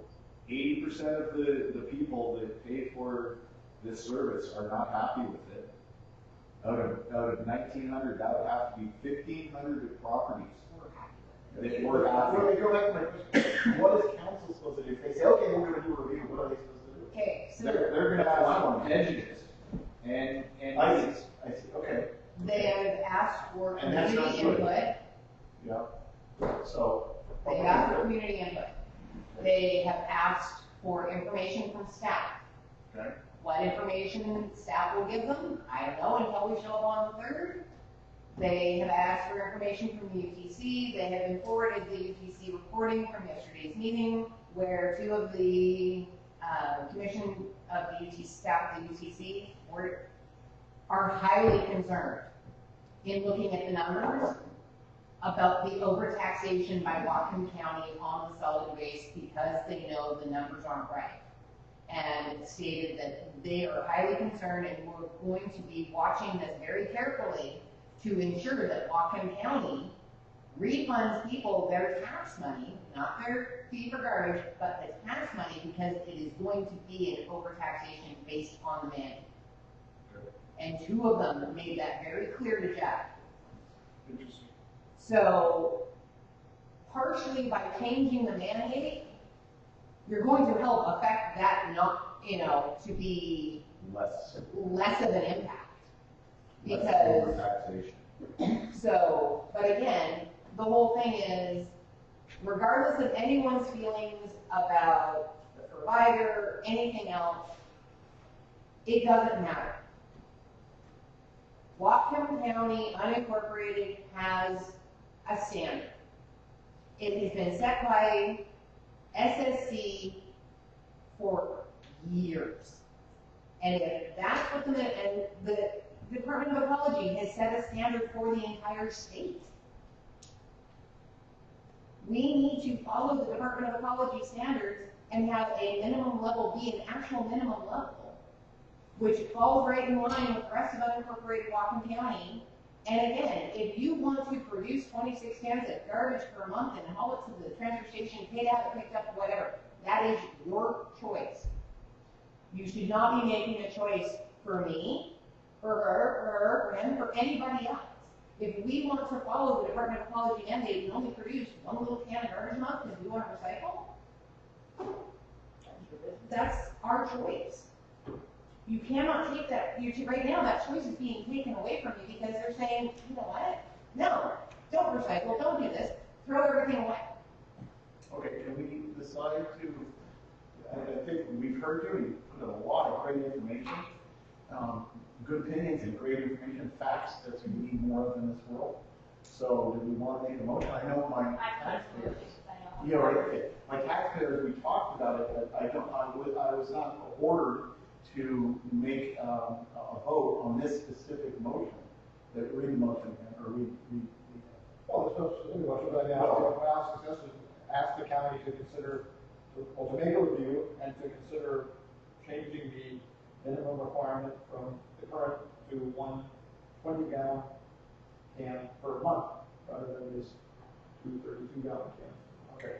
So I don't know if my taxpayers would let me make that, but we're just saying we're asking for a review and to consider. And to asking for consider. those words? Yeah.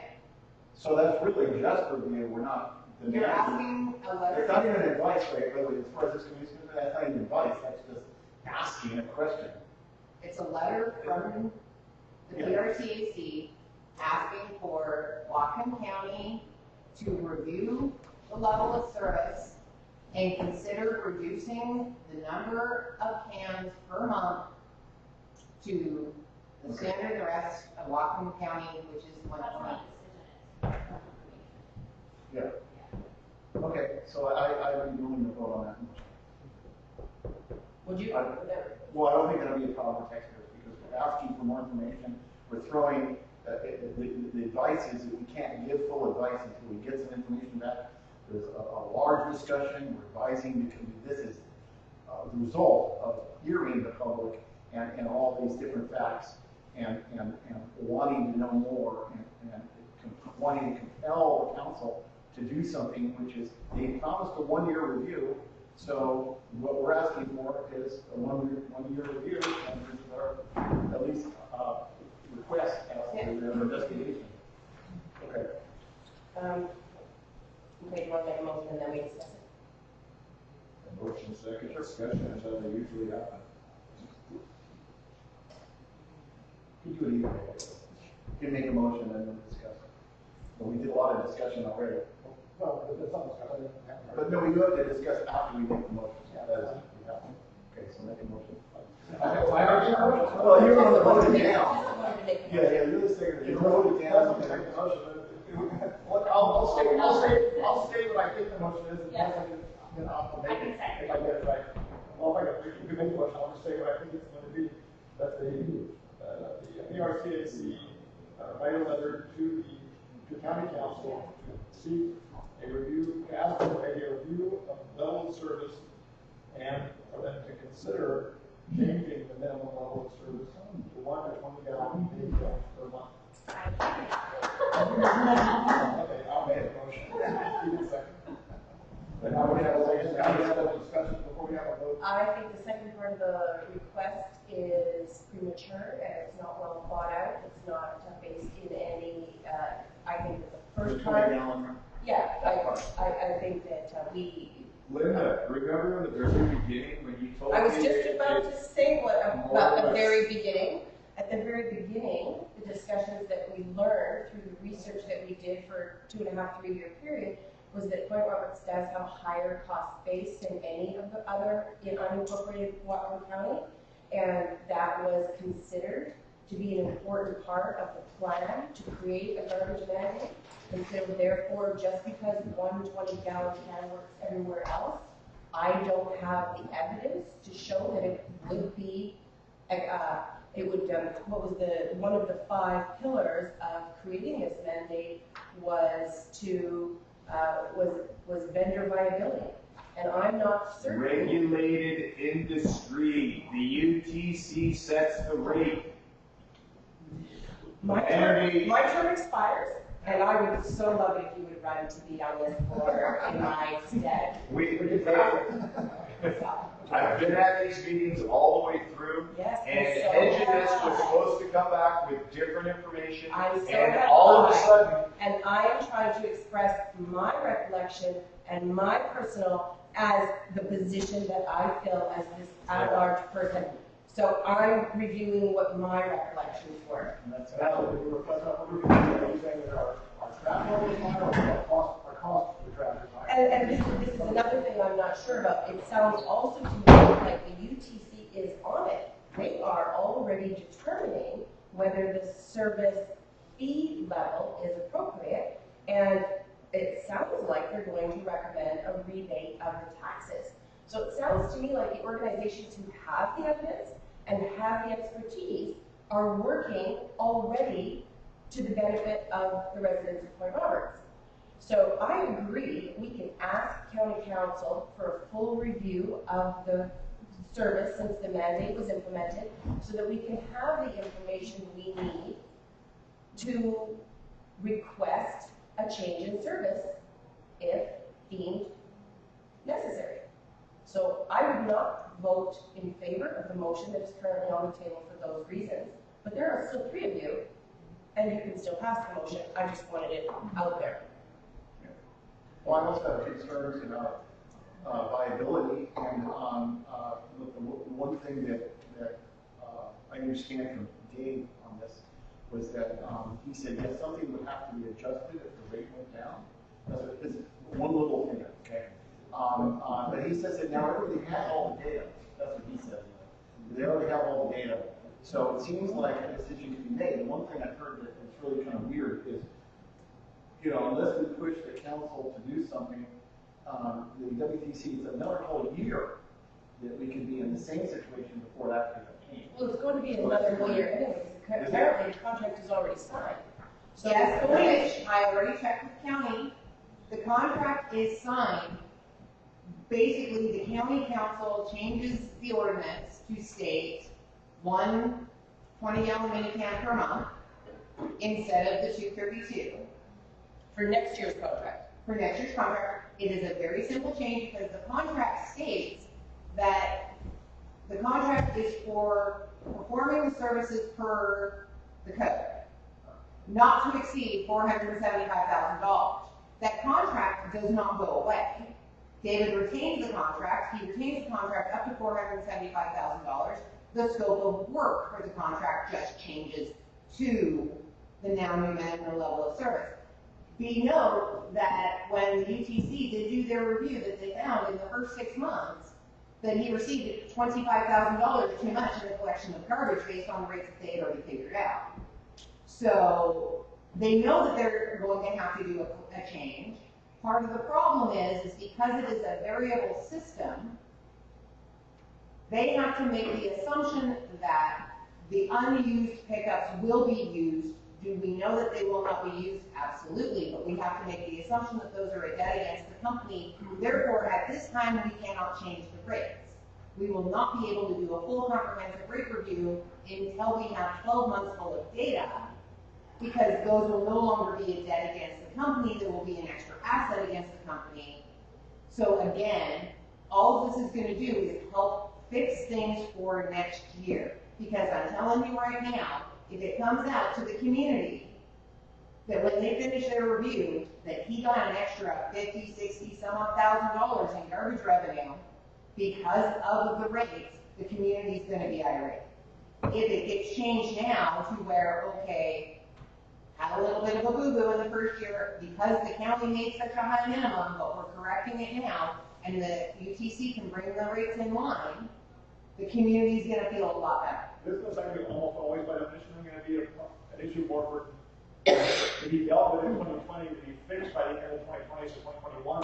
They're gonna have to be doing Yeah, this. but I'm saying, I recognize your point that people who aren't living there aren't gonna suddenly generate, 22 more cans of garbage in the next 6 weeks before the year is over. That's not gonna, we know that's not gonna happen, but from the state's point of view, they may, as you say, they may not be allowed to recognize that is in fact the situation, which means that there's not actually a way to change the outcome for 2020, because there's not going to be a full year of data until 2020 starts.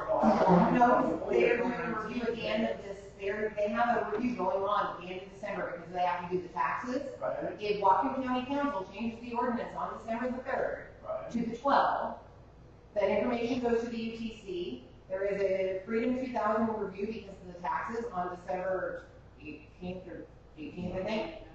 They will be able to then, in that, put, okay, well, the rate change is now this because the county changed it to 12. They will say this is the cost of the mini can. And then they send that information to Whatcom County Auditor, who then just changes the amount that gets charged on everybody's taxes. It's a roll. But if it doesn't happen now, then you're going to have a whole other problem, and that's when I was talking to the UTC. They said, okay, so now not only are we going to have a problem with all of the extra problems that we had in 2020, we're now going to have a whole other year of 2021, right? That we're going to have to then, when we hit 2022. So again, it's a very simple fix of the UTC makes all of the providers, because it's regulated industry, profitable based on their experience, and you are guaranteed to make profit of 6% if you do your yearly reviews. This does not change the profitability of the provider in any shape, manner, or form. So even if he buys a bunch of equipment on the... It gets calculated in when they do rate. Yeah. Because they say, here's all of your expenses, here's rate, and they figure out this is what you have to make per can to be able to make your 6% profit. Yeah. Okay, we have another comment from Bill, go ahead, please. Thank you. Interesting subject.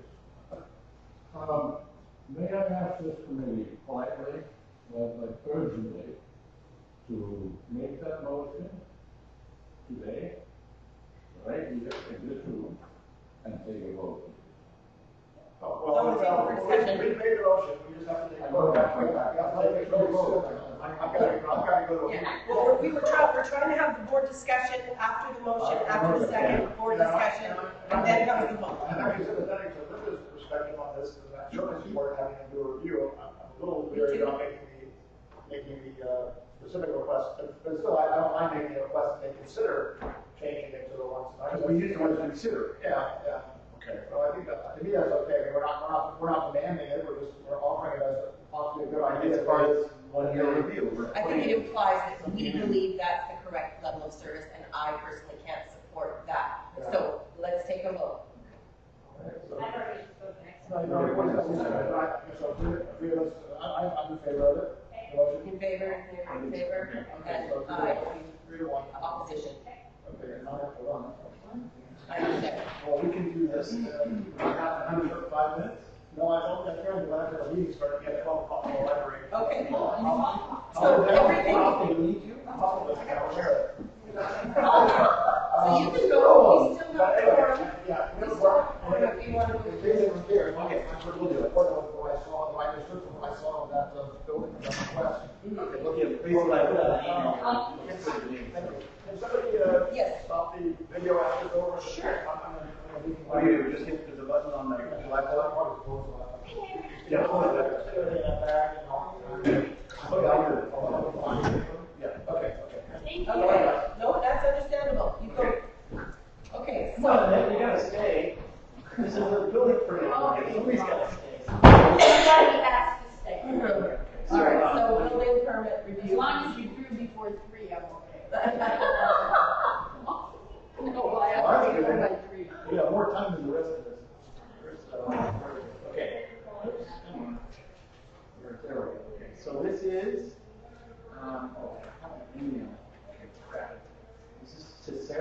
was the name of the company, and it says Alan Anderson here. Tesseria? Yeah, find the email. I might have a paper copy. Right.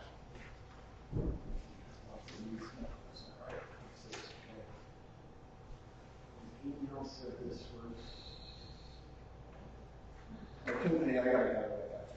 Let's see. It's HS received assignment application. Yeah, Tesseria Sierra Properties.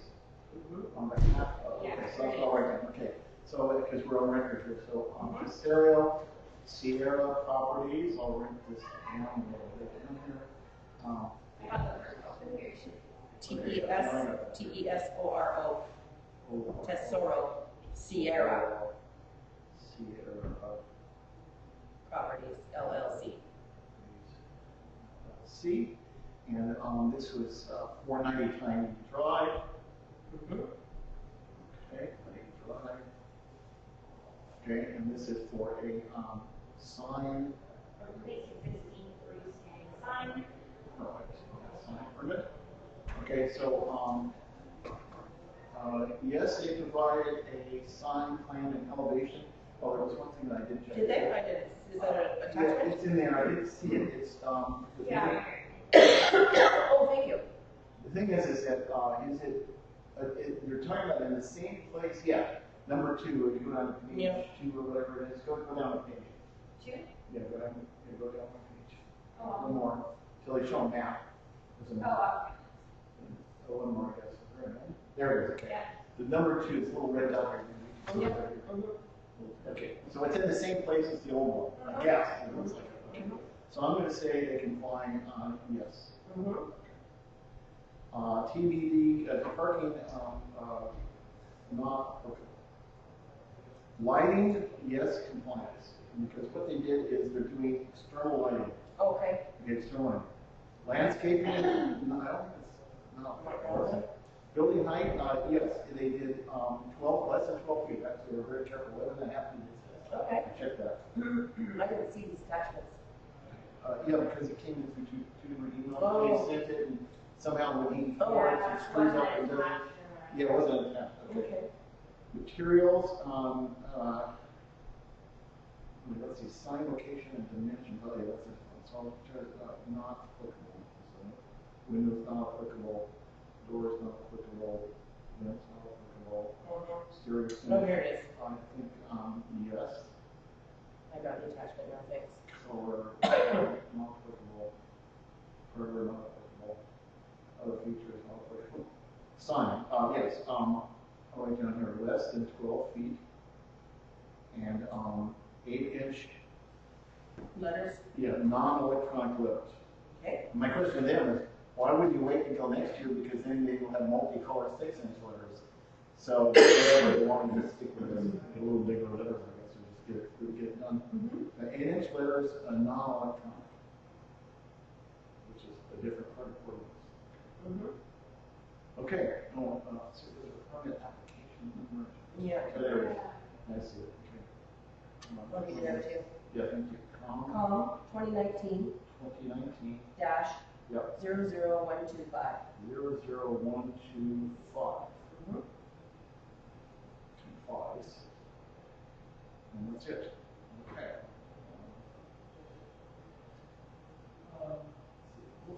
What's our date today? It is 23rd.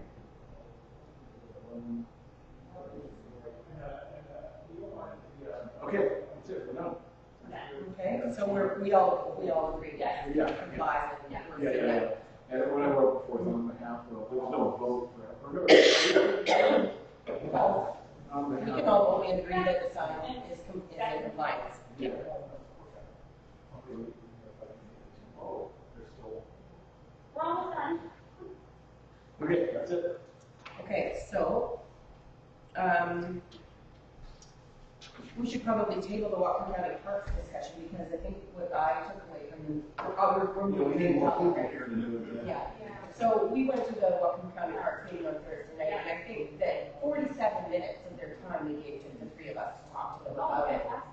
It's a lot. Yeah. And ultimately, there was a lot of going around and repeating. So I think when we asked for a takeaway, basically they shuffled us off to Buffalo and said the best thing you can do is approach county council with the kinds of suggestions, recommendations you are asking for, which we repeated that we've done this on a number of occasions from various sources. The Taxpayers Association has written to the executive, and they've written to the county council over very specific issues, the lighthouse being one of them, the dock being another, and so on.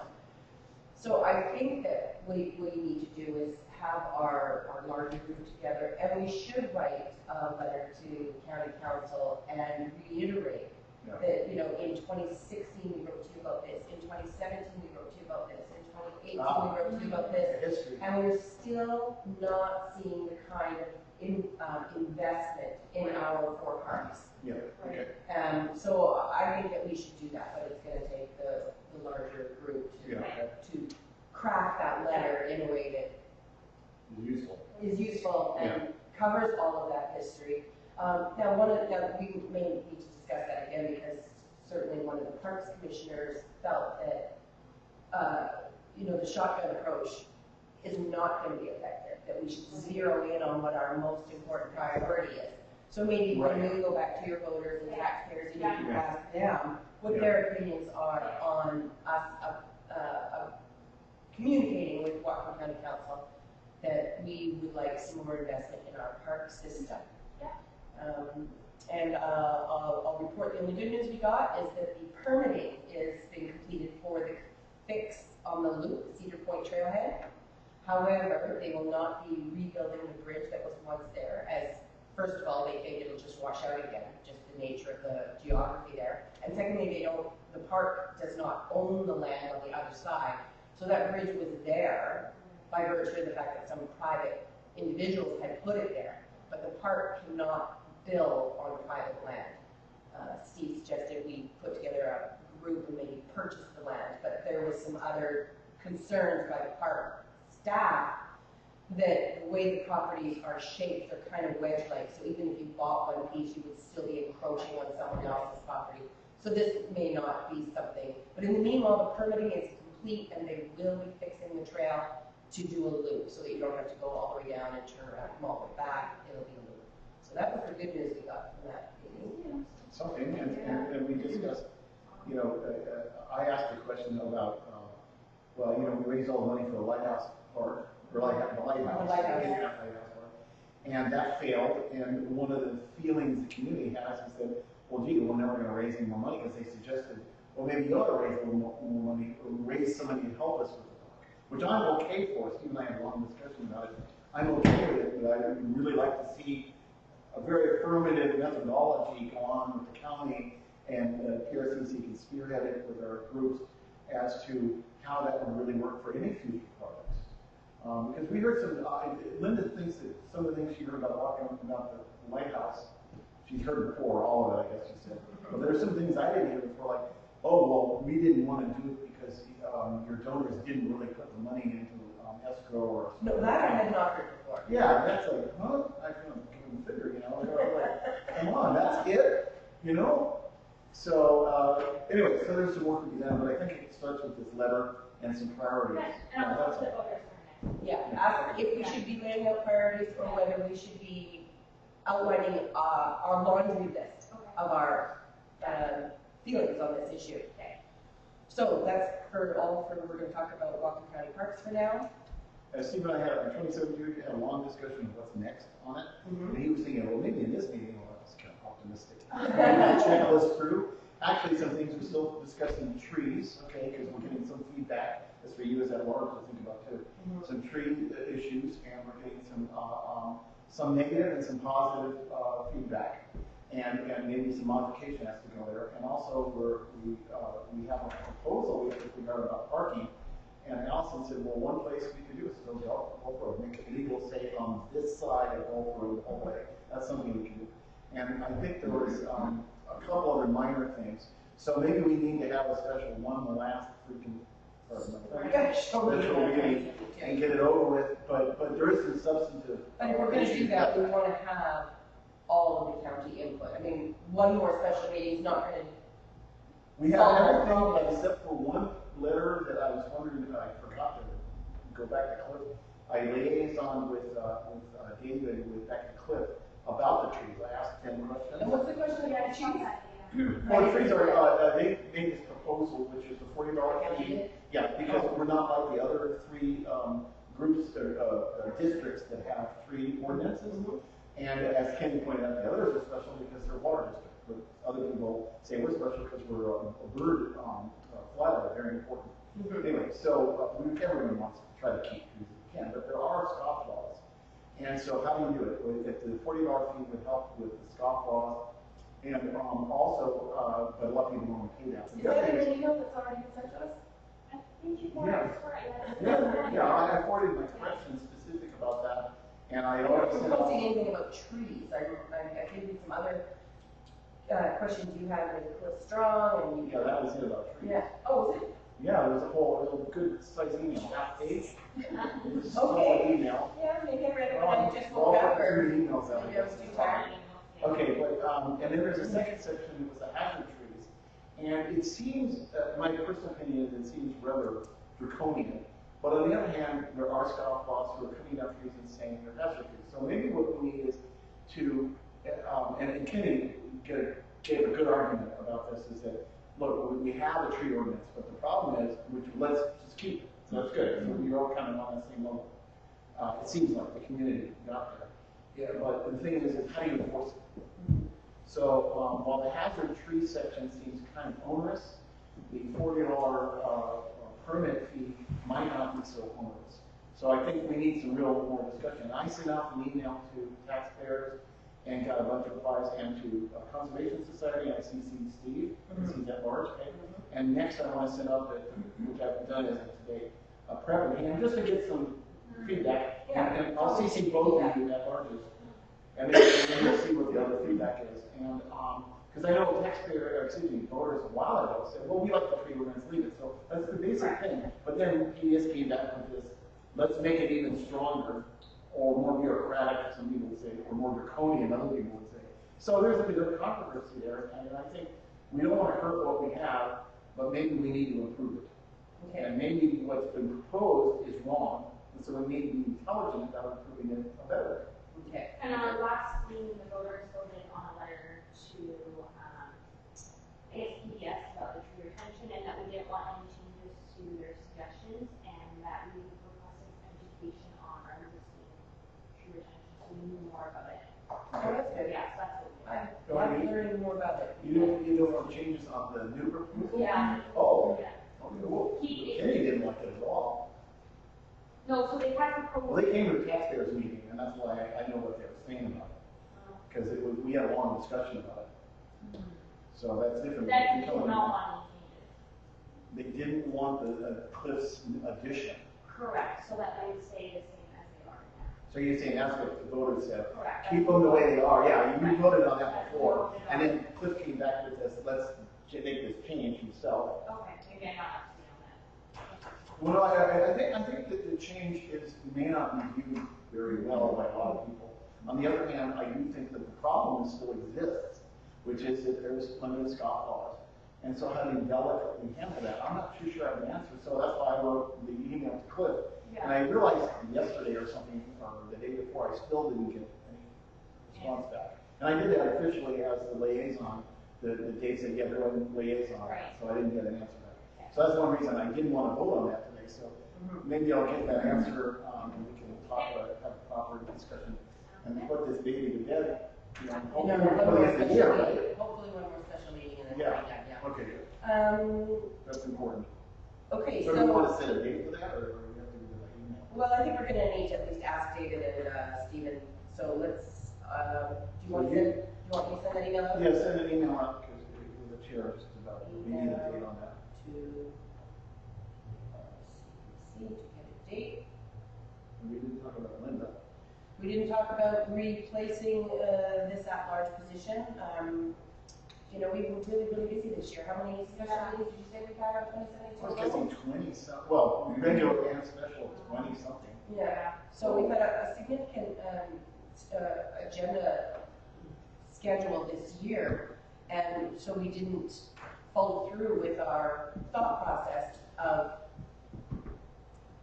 polishing the community voting process that we used when we appointed Stephen to the at-large position. It's so late in the year now, I think what can we do? I think we can publicize it.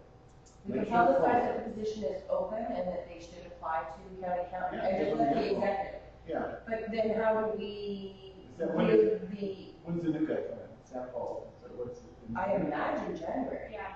Which would be the same as me, right? My term actually expires in December. Oh, December 31st? December 31st. Now, I'll come to the January meeting to open it. I mean, that's how I remember how Keith Glade did it. He showed up at the January meeting, but then was excused. I'm happy to show up. And Well, Joel did it too. Joel sat in. Joel left early, I think, before his term was up. Yeah, my term's up February, so we're voting on my term, on my position in February, the voters. Okay, so maybe it's January that the term I expires. think it's January, yeah. Okay. So that gives us basically 2 months to get the information out to the public that they should apply to the county executive. But St. Paul's, he's never done this before, so how can PRCAC contribute to I would this? say, why don't we say that if you're willing to be a stand-in for that, so hold the position temporarily until St. Paul can review the applications, because it'd be really, everyone's going to say, we want the new guy to make the decision, not the old guy. And there's a feeling about how it should go. So, so either you just stand in, or you stand in officially in that position until we can fulfill it. I don't think that's a problem. Well, then we need to write to St. Paul and tell him this is on his agenda the minute he takes office. And ask him how he would like us to contribute our thoughts on the candidate. But we need to see the candidate applications if he wants our input. But maybe he doesn't. I mean, the regulations of this committee already outlines that he has absolute power to appoint anyone he wants. It still needs names, so let's go up and do that. Well, the community needs to do that. We don't need to do anything. Yeah. I mean, we could definitely put it out there, and I'm happy to do that on pause and next door. That my term is expiring. I'll find out when my expiration is. Yeah. So is it okay? Do you think that I do that? Put it out there to the community and find out. Absolutely. And then give some direction on how people can. Replace me, please. Well, I legally can't stand in anymore. My term limits are out. So to encourage. It only matters if we don't have a quorum at the February 1st meeting or something. February meetings, if we don't have a quorum, not having your replacement selected yet. Wasn't it in December when they did the thing for Jeff? Yeah. I think it was December. I think it was December. I think it was now before the end of the I think we put it out there though in November. Right. And then we started getting applications, and then we had, then we announced who the top 3 candidates were and had people email in their votes. But that was already happening in December. We had started the process in October, started talking about it, and then in November we put it out there. And we got the top 3 candidates, and then we started asking the community for input in December. So it was already in motion by December. December's next week. So where did it go? Yeah. Where did this year go? Terrifying. I've had a great year, but man, alive, it's gone. Terrifying? Okay, so I think I'll put that out. I think that's the action item there, to put it out to encourage applications for the at-large position, and we will just pick it up at our next meeting. And I will put our email address there. Well, when does the next meeting land? December, well, that was the next thing I wanted to ask is, how many of us are going to this council meeting on December 3rd to hear their review? I'm not. We got lots of people that will, so. Yeah. We need to. Maybe one of us needs to. I would like to, and it's a Tuesday night. I checked the schedule before while we were talking about it, and I think I can go. Is it 6 o'clock tomorrow? Usually. Yeah, I think I can. That meeting starts in the afternoon. There's an afternoon session and an evening session. So you can't get away from work in the afternoon. But I don't know that what's on the I agenda. don't think you have to do it both to be able to participate. I'll look into that too, so I'm gonna make myself a note to look into the agenda for December 3rd meeting. So our meeting will be on the 19th, that's the third Thursday. That's getting awful close. I know, I'm wondering if we should have a special meeting. Well, we're talking already about having a special meeting for 2072, so we could have a 2 agenda item. We could have with the term, my term expiration and 2072. Good. Okay. That would work. Should we do it like next Thursday or? I can't do the 5th because I have voters. Okay, that's fine. But we don't need our meeting before the voters, do we? Because we're gonna discuss my term expiration in 2072. They don't have further input on that. It's already happening. Okay, so,